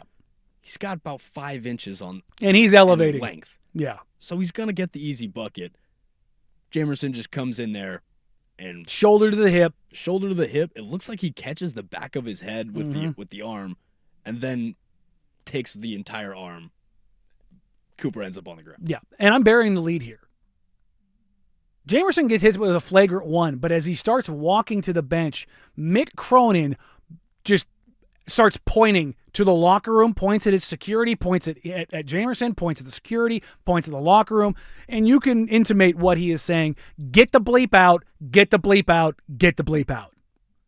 Because Mick Cronin saw that and went, you're acting like a petulant child. You took a dirty foul in a game you're getting your butt kicked in. Get the hell out of here. That's not what we do here. That's not what we're going to be. I love that for Mick Cronin. This does not make Stephen Jamerson II a dirty player. It's a dirty play. And I love that Mick Cronin was just like, absolutely not. Absolutely not. Do we have the Izzo? Yes, we do. Okay. So, again, Michigan State is playing UCLA. This is what Tom Izzo had to say following the incident. I felt for Mick, his team's a lot better than that. And I guess he upgraded that to a flagrant 2, huh? That's the first time I saw a coach do it, but that sounds like Mick, so he'll get that straightened out. That's, you know what? You know who appreciates that? Tom Izzo. Tom Izzo doesn't have to go to the ref and be like, hey, he needs to be gone. Because you can see Izzo's reaction when it happens. He's like, "Oh, this is handled." I don't. That just shows the amount of respect between the two coaches. Yep. That's what's really good for college basketball. 100%. And again, this does not make Jamerson a bad dude. Nobody needs to dox him. Nobody needs to send him death threats or anything like that. He made a stupid decision on a play that he shouldn't have done anything on. That nothing should have happened there. Should have just let him go. But I love this is the greatness of great coaches. Both Tom Izzo and Mick Cronin are great, fantastic, incredible coaches. And they both handled this perfectly. Mick Cronin says, we're not going to have this. We're not going to stand for this. I'm not going to stand for this, and I'm not going to allow you to stand for this. Get the hell out of here. And to be honest, now you'll never see it in the NBA because, well, you kind of have. I mean, Draymond Green's stormed off the court earlier this year and went to the locker room. And him and Steve Kerr basically said, no, you're not going back in the game. But I don't think I guess you technically could send a guy in the locker room, but that's probably as close as we're going to get. But also Izzo, and he could go in that post-game press conference and be like, that was a dirty play. We were blowing them out. But there's respect for, what did Izzo not do there? not attack the player. That's Ding, I think ding, ding, ding, ding, That's ding, what I ding. love about Tom Izzo at the end of the day. He's a true player's coach. I'm not going to attack the player for making a boneheaded decision. What I'm going to do is I'm going to use it as a teachable moment. Mm-hmm. And what did he say? Mick's got that covered. Mick's got that handled. That's a respect between two coaches who know exactly what they need to do, how they need to do it, and how they're going to handle business. I also got Mick Cronin and the reporter. Oh, God, yes. Let's go to wrap this goodness up. What was your thoughts on the student section chanting Booker's name? I could give a rat's ass about the other team's student section. I just meant the overall the way that I would like to give you a kudos for the worst question I've ever been asked. Did you like You should take it. the preparation of the? Do you really think I care about the other team's No, I don't. student I don't section? think you care about the other. Are you raising your voice at me? No, I'm just Yeah, you are. talking. Yeah, you are. Come on, dude. I'm not raising. Come on. Yes, you are. Everybody's standing here listening to you. Everybody. This is on camera. They can hear you. I answered the question. I could give a rat's ass about the other team's student section. I coach UCLA. I don't care about Michigan State students. I mean, who cares? Well done. I love that. What did you think about Michigan State student section? What? I don't give a rat's ass. This is gonna be a squirrel moment or a rat moment, if you will. Have you ever gone down the rabbit hole of finding out where certain sayings come from? Yep. It is always just like, oh, I have never Didn't gone think of that one. I have never gone down this rabbit hole as far as a rat's ass. I actually want to know, where does I couldn't give a rat's ass come from? Give me It something. is a 20th century American slang phrase meaning to not care at all about something. It is likely originated from the notion that a rat's hindquarters are insignificant and again, this sucks. Literary and historical roots, notably Leon Uris's 1953 novel Battle Cry, and later George V. Higgins' 1971 novel The Friends of Eddie Coyle. Which, apparently the original, the first cited of this was, or the derivative is, "Don't give a dead rat" from Mark Twain, which is 1884. I like the evolution here. We went from dead rat to rat's ass. But shout out Mick Cronin for finding a way to work that in. I don't necessarily like it when coaches just jump in and jump down a reporter's throat to a point. That question deserved it. It did, and it's also The fun. student section? Also, it's funny. I couldn't give a rat's ass. Bro, what are we doing here? What are we doing here? And he did raise his voice. He did raise his voice, and I do love that Mick love called him on that too. Are you raising your voice? He turned into Coach Cronin very quickly. Again, this is with the same coach. You a grown man raising your voice at me? You raising your voice at me, dog? And then he's like, "No, I didn't do that. No, I didn't do that." That's the best part about it. Is you can hear his voice go up a couple octaves. It's still up. No, it's still up, dog. We can all hear you. It's on camera. That's a masterful instructor who has, even when he's frustrated, like when he threw Jamerson out, has control. Has control of the. Again, his team lost by nearly 30. Yeah, I mean, he's getting his butt kicked. And again, you're going to look, I do want to give the reporter credit for asking a dumb question after he ejected his own player and lost by 30 to Michigan State. But you just go ahead and take that one, take it out the door. 82-59 was the final score. Yikes, dog. All right, so that's it for Web Gems. Coming up next, now we will get to our NFL. Just 5 moves that we like to see around the NFL as the early period of the NFL offseason is beginning. We'll get to that here in hour number 3 on the Firm of Harrison Meringue on 105.1 The Fan.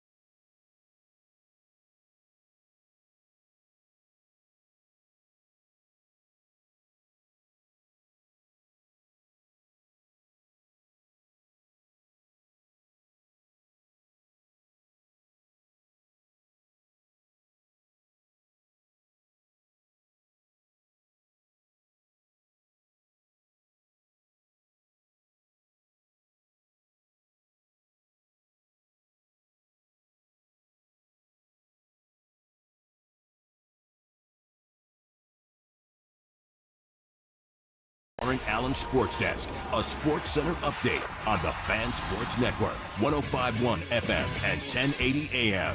First on the Fan, the Seattle Seahawks are officially for sale. A statement from the team was released today from the Super Bowl champions, stating that the estate of former owner Paul Allen will sell the team and donate the proceeds to charity, as was his wish.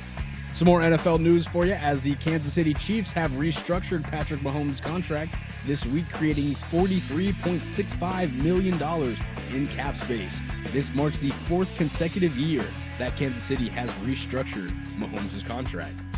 Orlando Magic forward Franz Wagner will be sidelined after tests showed that he will require additional time and rehab to heal his left high ankle sprain.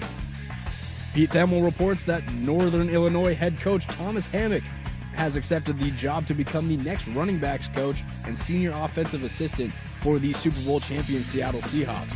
Thomas is expected to become the NFL's highest paid running back coach, choosing Seattle over other NFL opportunities. Finally, some Olympics for you, as the U.S. men's hockey team is just about to face off against Sweden. As we get into it, USA comes into the contest as 1.5-point favorites. For more sports scores and stories in 30 minutes, I'm Casey Smith from the George McCoy at Warren Allen Sports Desk. Hurt and missing work? Insurance companies acting like jerks? Don't call your mom. Call George McCoy at warrenallen.com. The home of the Fan Happy Hour with Luke Anderson.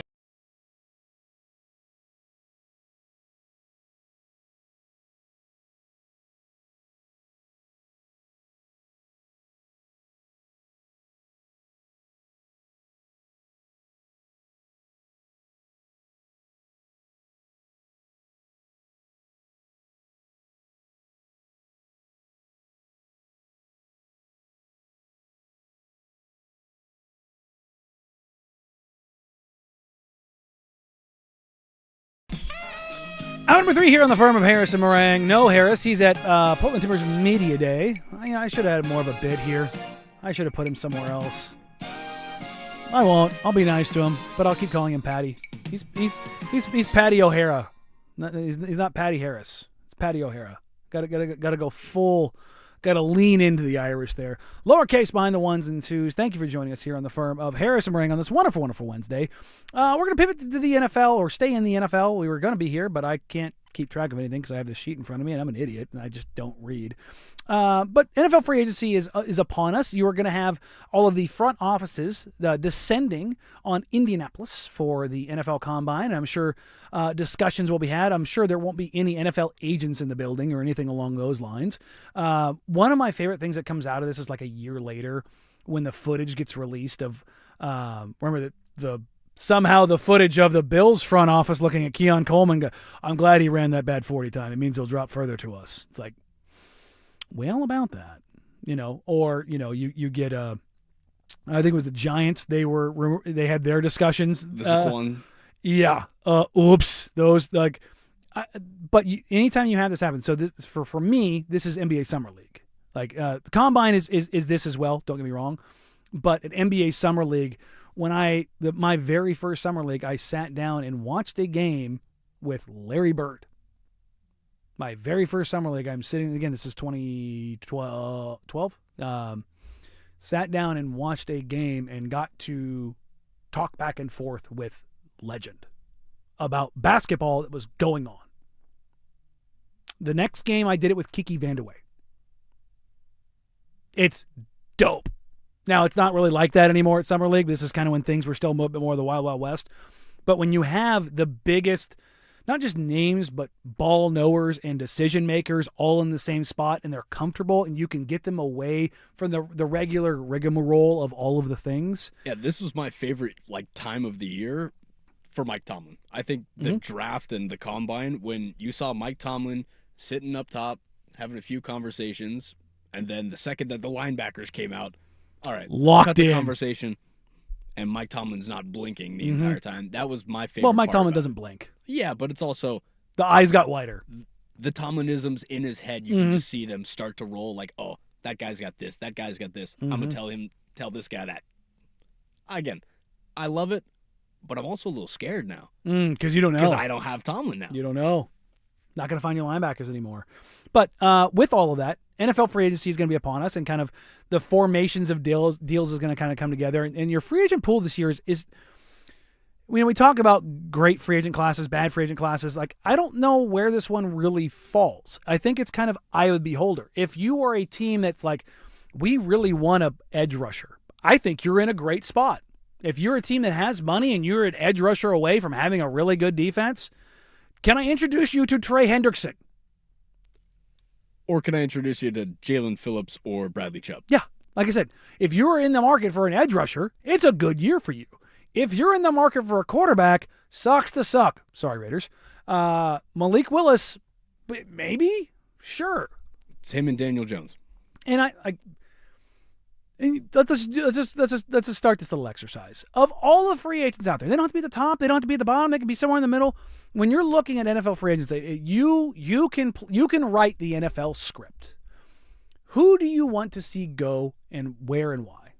I think the number one prospect of the list obviously is Hendrickson. Mm-hmm. You can't deny that he's just a dude who's going to make your D line again that much better. Mm-hmm. Going to give you chances to get turnovers, getting after the quarterback, putting pressure on the massively quarterback to make bad impactful throws. player. I really like Devin Lloyd. Devin Lloyd was the linebacker out of Jacksonville, who we start at the start of the year, picked off Patrick Mahomes inside the red zone to seal the game. He's had an incredible year as far as statistics-wise, but he just happens to play alongside what I think is possibly the best linebacker in the league other than Fred Warner, which is Foyesade Olakung. Olakung has 100 tackles for last 5 years. Mm-hmm. He's a absolute cemented player on that defense, but now you have a piece like Devin Lloyd. What team doesn't need a second linebacker who can go cover tight ends better than most DBs can, and then can go play the run and blitz and get after the quarterback? The five-tool linebacker, as it were. Exactly. Now, the apex of this obviously is Fred Warner, best coverage linebacker in the league, while also being a league-leading tackler, an absolute wrecking crew of epic proportions. But yeah, if you can find the tier 2 guy of that, it's certainly a nice value add. I'm going to go with a guy right out of the gate that I don't want to go anywhere. And what's funny is I had this thought, and then Dirt and Sprague brought it up this morning. When I was kind of workshopping this idea, they were talking about Mike Evans. I don't want Mike Evans to go anywhere. I agree with that. I want Mike Evans to be a buck, to stay a buck, and always be a buck. Yeah, they talked about it, how we don't really ever have these iconic staple receivers who stay with one team. Calvin Johnson did, but that's because his career was short. Again, but look around the rest of Calvin's era. Calvin was the one guy. You had DeAndre Hopkins bounced around with teams. You had Steve Smith. It's Larry bounced around Fitzgerald. with teams. That's the guy. Larry Fitz and Calvin Johnson are the only two. Yeah, now here's where it hurts. I also want Mike Evans to win. So if he's gonna go somewhere, send him to Buffalo. But my issue with that is he's already won, and having him win another Super Bowl or be in a playoff, that doesn't separate him in the conversation of overall receivers. I just don't want him to go out sad.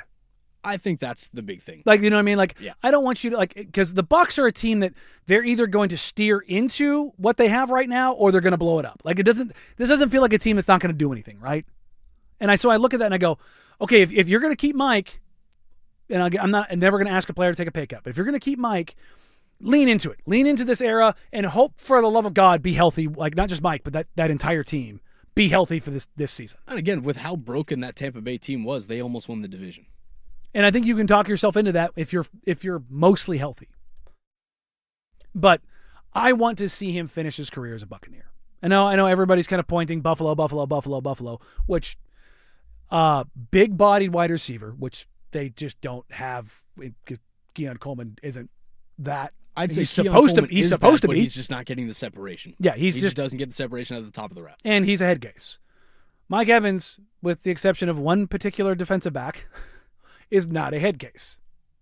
He's injury prone in the back end of his career, but he's also one of my favorite wide receivers of all time. Again, there's no doubt about him being, if not right now, he's, again, at one point in his career, he was the best receiver in the league, and he continues to be a 1,000-yard receiver when he is healthy. Yes, this being the year that he wasn't, because he wasn't healthy. Who else is out there that you're just like, I want to see this guy go somewhere? We talked about it a little bit during the break. Kyle Pitts. Mm-hmm. Kyle Pitts being just another piece for another team is dangerous. Like, he's a great athlete who can extend the field, but Atlanta has always had a 2 running back system while he's been there. They had Bijan and Tyler Algier. So he's been put in a bad position. And I think that's just Atlanta not drafting well once again. I agree with you. Pitts finally showed the production that matches the talent. He finished with 88 catches this year, I think is what I was looking at this morning. Which, yeah, that should be a guy that's 80 to 100 catches every year. 88 catches, 928 yards, 5 touchdowns, average 10.5 yards per catch. Now, my team, my Raiders, they have the best tight end in the league in Brock Bowers. I will not be hearing other arguments. Brock Bowers is the best tight end in the league. I want somebody who get him the ball. And I am going, hey, Raiders. And I look, if you take Fernando Mendoza, fine. I'm not against it. You're going to. You have the first pick. He's the best player in the draft. There's no reason. I'm not for it, but I'm not against it. This is the most 5 toes down argument you'll hear me make on a player. Like, I'm fine either way. But in this vein, go pay Malik Willis. Go pay Malik Willis. See what you can do. And stop gap it for another year. Trade Fernando Mendoza for 2 firsts and a second. And start plugging holes literally everywhere else before you go get a quarterback. Do you guys have an offensive coordinator yet? McKay. Oh, yeah. Yeah. So, I just go do something else. I'm not for Mendoza. I'm not against him. I like him as a prospect. But number 1 overall pick scares me unless you are profiling. It's a quarterback. Unless you are profiling as Caleb Williams, Andrew Luck, Trevor Lawrence. And I know those are 3 very different quarterbacks, but we're talking about profiles. But what about him did not scream Andrew Luck to you? Because I think we haven't seen a lot of the brain of Mendoza that we're going to see in, the Gruden camps and all the draft stuff leading up to it. I still think, I just really think there's no way Vegas doesn't take Mendoza with the first pick. There's just no way. I think there is a way if there's a team that's talking themselves into it. Then who do they take? Well, it depends on who you trade back with. I don't think they trade back because I think that you just have to trust that you haven't had a first-round draft pick, especially a first-round caliber draft pick, pan out for you for nearly a decade. Which is longer than that. It's longer than that. It's been a long time. Go through. Who's the first-round draft picks for Vegas, starting back with Ruggs and Damon Arnett? It's Raiders all-time first-round picks. This is Brock, but I don't really count him in that regard. Let's see. Let's just go in modern history. Okay, let's scroll back. Take Brock Bowers out of this. Before that, because I think Bowers and Genty are both solid, but before that, it was Tyree Wilson. Yikes.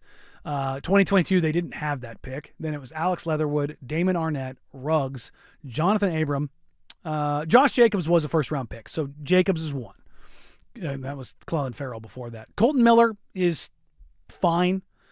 Garyon Conley, Carl Joseph, Amari Cooper. You have to go back to 2014 and Khalil Mack. Again, you haven't had a pick pan out for you other than Josh Jacobs since 2015. Mm-hmm. Carl Joseph is debatable, but he had success on other teams. Elsewhere, yes. And then the run that absolutely crushed them began in 2004.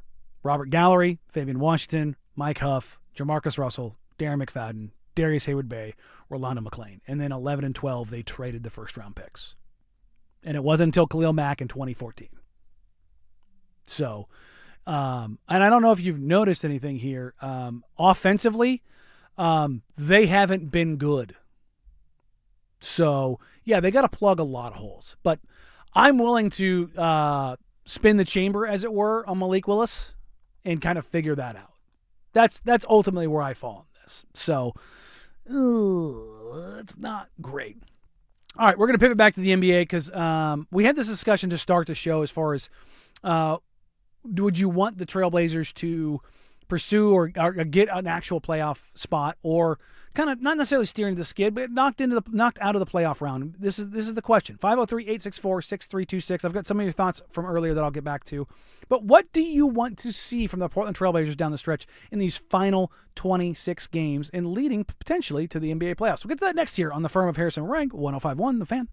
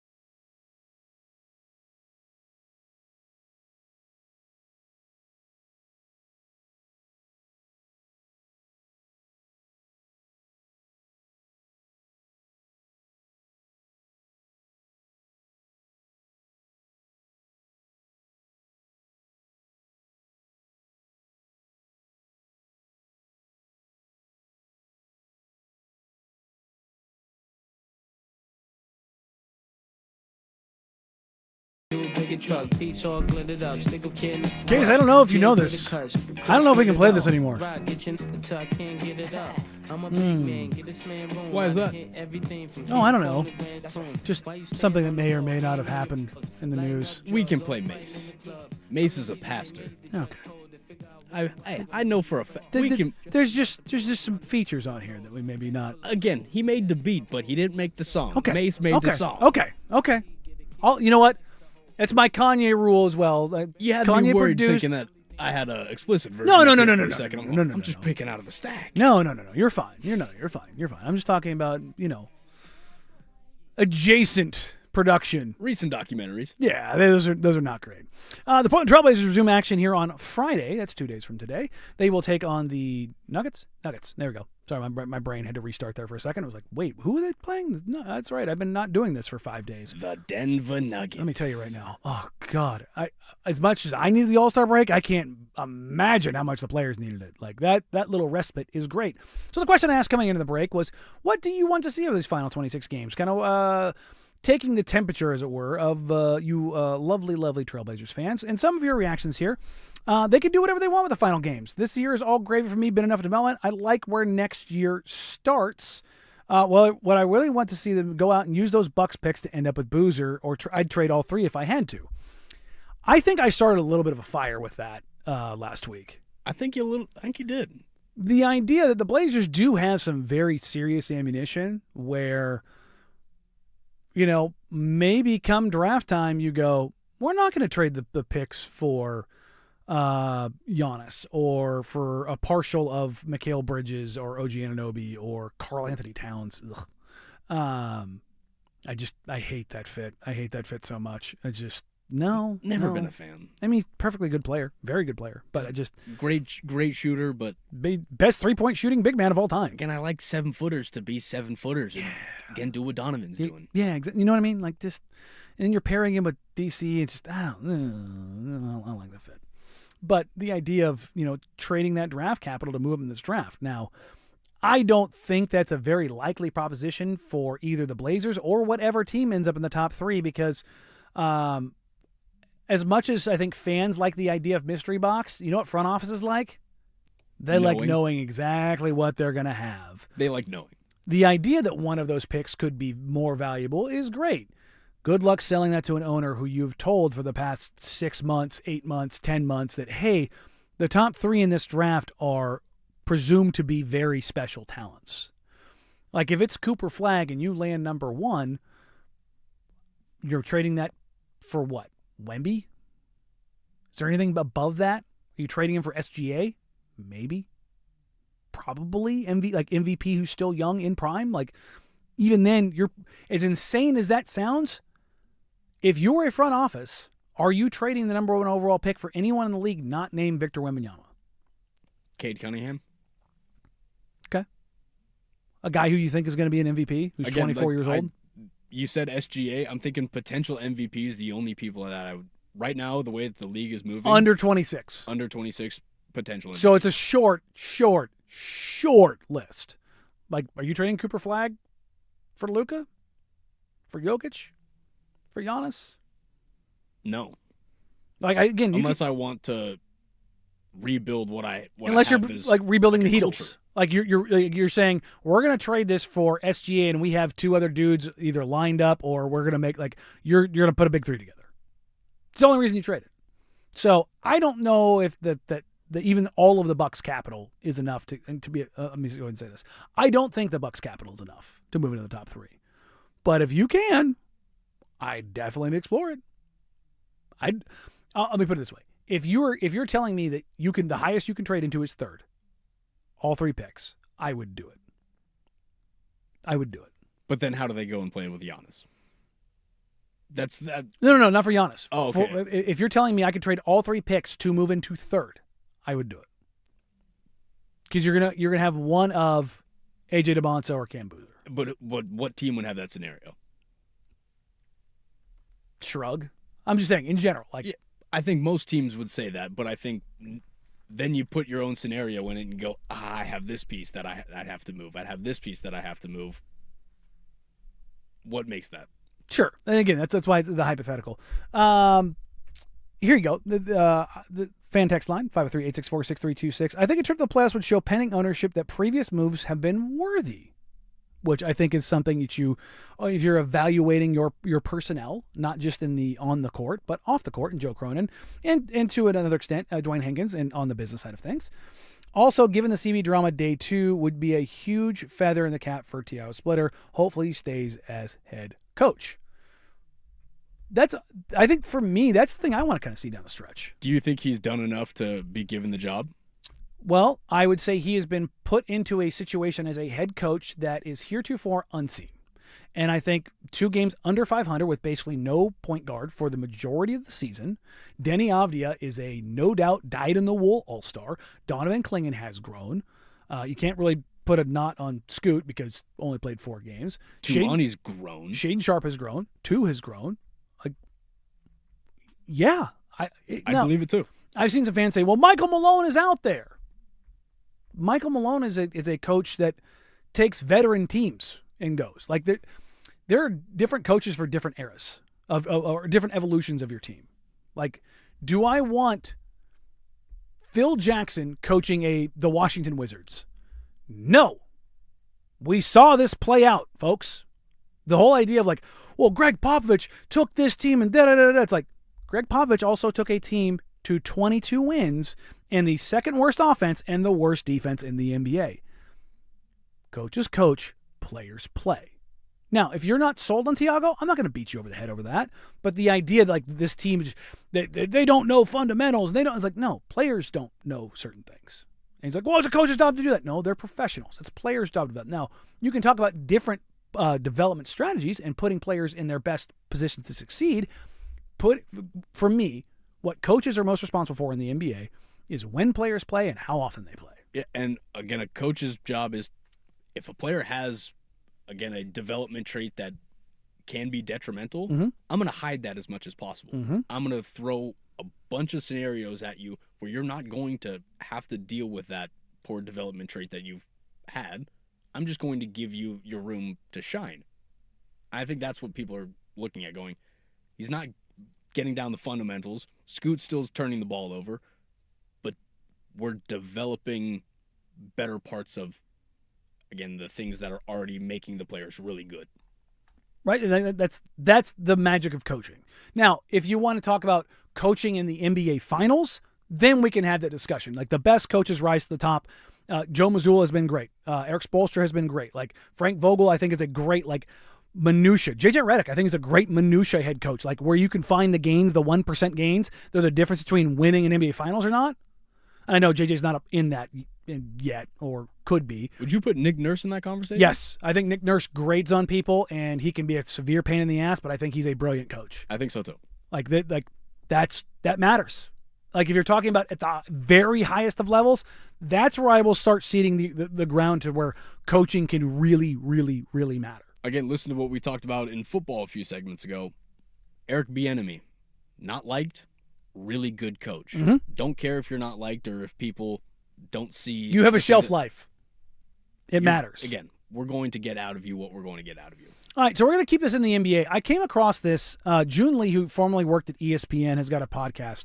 And in his development, he's gone down and he said, I'm not going to take money from gambling sponsors for my YouTube show. And it's not a righteous grandstanding thing. He goes very in-depth as far as how he sees the gamblification of the NBA in particular. Now, sports, but the NBA in particular, and some heavy-handed stuff that he himself has seen. And I can speak to this a little bit because I've actually searched for these deals and ended up not agreeing to, but had a handshake agreement on one.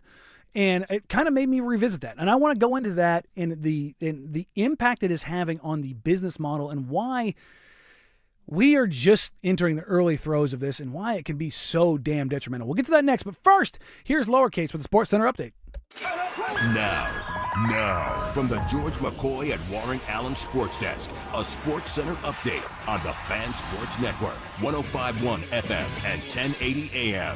First on The Fan, the Seattle Seahawks are officially for sale. A statement from the team was released today from the Super Bowl champions stating that the estate of former owner Paul Allen will sell the team. and donate the proceeds to charity, as was his wish. Some more NFL news for you, as the Kansas City Chiefs have restructured Patrick Mahomes' contract this week. They have created $43.65 million in cap space with the move. And this also marks the 4th consecutive year that Kansas City has restructured Mahomes' contract. Orlando Magic forward Franz Wagner will be sidelined after tests showed that he will require additional time and rehab to heal his high left ankle sprain. Pete Thamel reports that Northern Illinois head coach Thomas Hammock has accepted the job to become the next running backs / senior offensive assistant for the Super Bowl champion Seattle Seahawks. Thomas is expected to become the NFL's highest paid running back coach, choosing Seattle over other NFL opportunities. Finally, some Olympics for you, as the U.S. men's hockey team is facing off against Sweden as we currently speak. USA came into the game as a 1.5-point favorite. And for more sports scores and stories in 30 minutes, I'm Casey Smith from the George McCoy at Warren Allen Sports Desk. Hurt and missing work? Insurance companies acting like jerks? Don't call your mom. Call George McCoy at warrenallen.com. Your home for the Oregon Ducks, the Fan Sports Network, 105.1 FM and 1080 AM.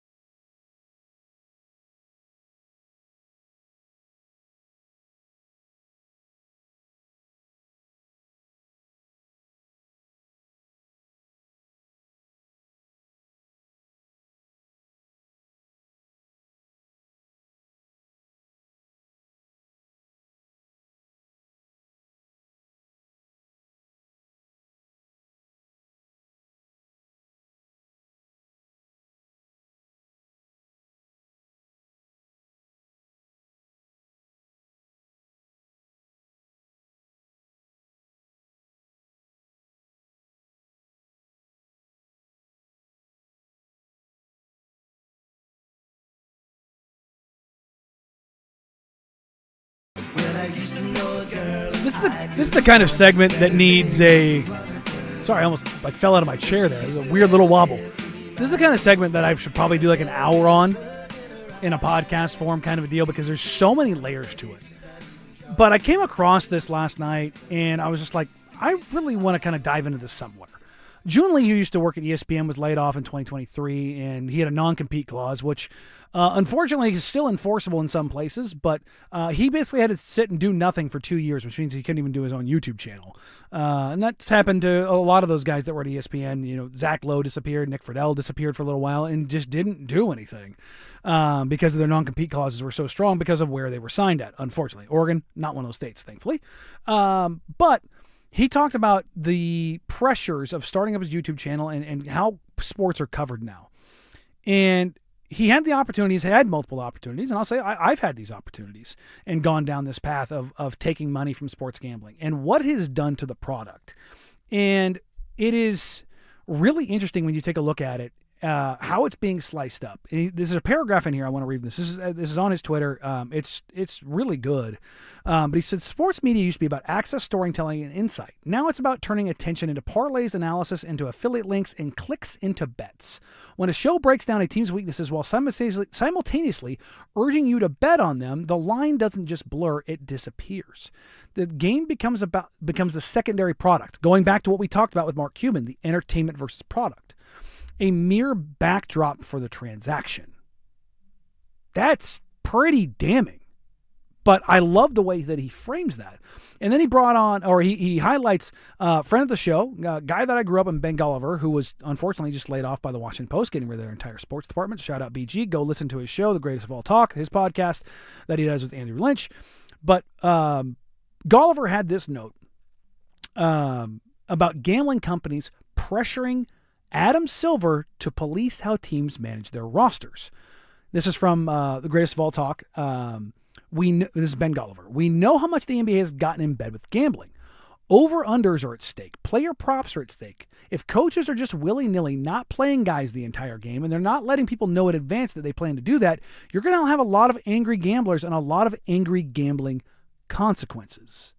Okay? The consequences aren't theoretical. In the past year alone, federal investigations have rocked the NBA, MLB, and major college programs over gambling-related activity. Think about that.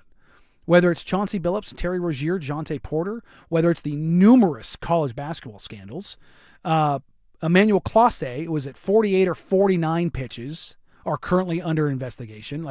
Again, these are all prop over-unders, the things that are very manipulable. But the competitive integrity of all of this is starting to completely and totally erode. And then I wanted to circle back to this to kind of tie this together exactly with what Mark Cuban had to say as far as this being an entertainment product. When it becomes an entertainment product, that's a problem. Because the integrity of the game, the product itself is at stake. And the gamification of this has become such a problem. I have had players show me DMs that they have gotten after not hitting a particular line, not hitting a particular number, somebody's parlay falling apart. I saw one that said, "I hope your team plane crashes. I hope your significant other gets insert god-awful word here." I'm talking vile stuff. One player that I talked to was like, I don't use social media I use social media. I will not open my DMs. This is an NBA player that makes a lot of money. Flat out told me, I will not open my DMs because it is so nasty. It is so vile. And it's not just that, but we're talking about integrity of the game. And if integrity of the game goes, the product goes. There's once the threshold gets crossed, it's done. It's cooked. It's fried. There's no bringing it back. And I'm not talking like Donaghy because it's not an isolated incident, but they were able to put enough of it on him to where it wasn't the product, it was him. But gambling wasn't infused with the product then. And that's the major difference now. And I think you're seeing it the most in basketball. Number one, the number of games, 82. I know baseball has more, but the visibility and the players are the most marketable. I think it's also fan accessibility to players. I mean, fans are right there. Mhm. One of my favorite clips I've seen is, And they don't have a helmet on. is a dude looking at Kevin Durant just hitting the top of his cap because he knows it means the over. And Kevin Durant looks over and just goes, Yeah. because he knows that's what this is leading to. Mm-hmm. And like that should be a terrifying thing. And it's funny that you bring up Kevin Durant in that, because Kevin Durant has a stake in Kalshi, as does Giannis Antetokounmpo. And when that story kind of came out after Giannis put it on Maine for everybody to see, did you catch Damian Lillard talking to Giannis after he won the 3-point contest? Yeah, with the kids around him. Uh-huh. Yeah. For those that don't know, it's on video. You can find it on Twitter. Dame basically asked them, I'm summarizing here, it's not a quote, it was like, hey, did you slide a little on me there? As in, like, did you bet on me to, push that? And Giannis is looking around like, hey, chill. Dial it down, pal. Dial it down. Hey, dog, I know I put this out there, but hey, I've been talked to about the league about this, and I firmly believe the NBA and Adam Silver, if you want, I will give you a free piece of PR. Make Giannis Antetokounmpo, Kevin Durant, and anybody else that has any investment in any gambling-related entity, futures, predictions, market trends, however they're caveating that, get every lawyer that you have, every single lawyer, and bring the players' union in on this and say, you cannot touch this. Yeah, I think Dana White does a very good job at the transparency. It is a hard line. Any single time that there's been betting mishaps or any line that's jumping, fights are canceled, fighters are thrown out. And he's very transparent about the entire thing to the media about it. Mm-hmm. I think that really shows and builds the integrity. Because of where their product. where is it dirtiest? It's fighting. Yep. That's where it's dirtiest, because we know the seedy underbelly of it all. Everyone's are always known that the underbelly of how you get up in the fight world, that's always going to be a very chaotic. And where are fights held? It's Vegas. And they do not ever try to scam a casino. Do not ever try to scam a casino. I have heard absolute horror stories from people who run casinos, who run sports books, of what happens to people who try to do that. So stay away from that. I want to kind of tie this in, the gambling, sponsorship, all of this stuff, because there's a story coming out of the WNBA. And this is where I want to wrap the show up with, again, Mark Cuban pitching an idea that I don't know if this is the world's best idea or the world's worst idea with where this is going. But that's what we're going to wrap up today's show with here on the Firm of Harris Meringue, 105.1, The Fan. It's time for Easy Play, brought to you by Home Z, making home improvement easy. So it tells you the urgency on the bench for Patrick Fisher to take a timeout there. Yossi to Meyer. Out to the bumper. Hischier rips into the roof of the net. Power play goal. 3-0 Switzerland. Nico Hischier there with a goal. Set in the timeout work. Hischier extends the lead. There we go. Try this again. Nico Hischier there with a goal to give the Swiss the 3-0 lead in the Olympic play. Brought to you courtesy of NBC Sports and Peacock at the Olympics, not the U.S. Olympics. This Easy Play brought to you by Homesy. Use Homesy's online calculator to estimate your project instantly. Make it easy. Call Homesy. That's Homesy. Homze. Homesy.com.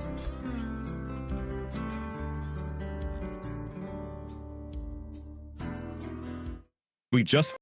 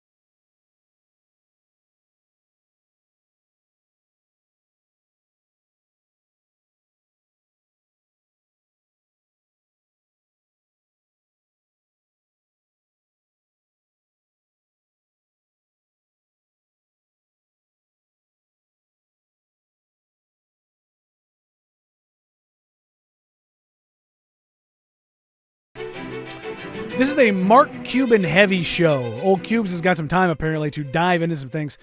This from Front Office Sports. WNBA players are asking for an average of 27.5% of league revenue and team-provided housing for all players in their current CBA discussions. WNBA probably not going to play this year with the way things are heading. The WNBA's response to this is that it is unrealistic and would cause hundreds of millions of dollars of losses for our teams. For those that don't know, the WNBA is still not making money. So there's a conflict of interest there that needs to be resolved, and people are screaming about the owners needed to take a loss in order to continue growing the game, and the owners saying we've been taking losses for 20 years, we're not going to continue doing that. You're going to take this on the chin, and that's how this is going to go. So which is why we're headed for a work stoppage. But Mark Cuban, pretty interesting idea. So he says the crazy part, no matter what the WNBA does with salaries, every star college player will take a pay cut to go to the WNBA. That's reality. That's reality in the NIL landscape. The Caitlin Clarks of the world, the Jujus of the world, the Jazzies of the world, like the faces of women's college basketball. Flaujae. Yeah, you're going to take a loss because you're probably getting a couple $1 million. Like, again, Caitlin Clark is the gold standard. Angel Reese and the money she made. Reese's Puffs and the McDonald's meal. And Asia Wilson. Like, if you are the star of stars, you were making millies. Sabrina, like, again, they're pre-NIL era, but those are the kind of stars that would get that kind of money. But he said, I asked a few ADs what the going rate is for a star player in a power conference, and he says anywhere from $500,000 to $1.2 million. As a college player, you're not making that in the WNBA. But he says this is the difference. In college, you were always a free agent with the portal. You get your room and board paid for, and you get a good education if you work for it. Then he goes on to say, look, when I talk to Indiana and how much money I'm going to cut them, they tell me what players they're targeting. Now, my money isn't directly tied to that player because that'd be a rules violation, all those kind of things. But when I cut a check, I have an idea of like where this money's probably going to go. Troy Aikman. Let's say simple things. But he says maybe, and the reason why he's bringing this up is in the NBA you can't do this unless you're, of course, you're Steve Ballmer, allegedly. You can't redirect sponsorship money or NIL type money to a player. He says in the NBA, a team can't go to a sponsor and negotiate a direct payment for a player. In college, they effectively can with NIL money. The WNBA needs to look at allowing the same thing. Let the teams go to local sponsors and work out payments to players as part of sponsorship packages. That's interesting. You're almost, in a sense, crowdsourcing or covering up the margins by allowing companies to directly sponsor players. Now, he says there needs to be a cap to this. So, if you're in the LA market, the Sparks can't just say, we have more money than God, we don't care, and just allow it to run willy-nilly. Now, that's kind of what the Clippers are, again, accused or allegedly have done with Kawhi Leonard, him taking a pay cut and maybe getting a house in San Diego and maybe getting a helicopter that flies him back and forth and maybe getting kickback checks and go down the list of things. But basically saying let the WNBA use NIL-like funds to cover up the gaps and use that to the rising tide lifts all boats. Interesting theory. It also helps when they have $150 million more coming in through TV this year with their media rights deal that I believe is still being negotiated. But their new media rights deal is expected to bring in over $200 million per year versus the 50 that they were making previous. But it's still not going to cover up for their losses because that's how far behind in operational expenses, especially if they're talking about raising salaries significantly, raising care significantly, raising services significantly. Look, I get it from a WNBA player's perspective. We're doing this, we're doing that, but this is going to sound super negative, but it is. There a bunch of WNBA players were out in Chicago during the All-Star game and trying to get into a club, and one of the players went up to a bouncer and was like, "Can we get in?" And he just looked at him like, "No." It's like he's like, "But we're in the W," and he just looked at him and said, "And." You just don't have that recognition yet. You're working your way up. I'm not trying to beat them down and say they can't do this. You just got to continue working your way up. I look at this and I go, this might be a really good idea, and it might be the way to weaponize or energize negotiations. It opens up a very slippery slope though, because guess who's going to want to be at the front of that line? Gambling. or gambling adjacent companies. And I look at that and I go, ooh. Now, if we're talking Whataburger, we're talking KFC, we're talking In-N-Out Burger, we're like whatever. Raising Cane's? Raising Cane's, whatever chicken you like, Chick-fil-A, like whatever you're down with, cool. Local car dealership, hey, Damian Lillard Toyota wants to sponsor the team, but also they want to kick in an additional $2 million for Damian Lillard Jr.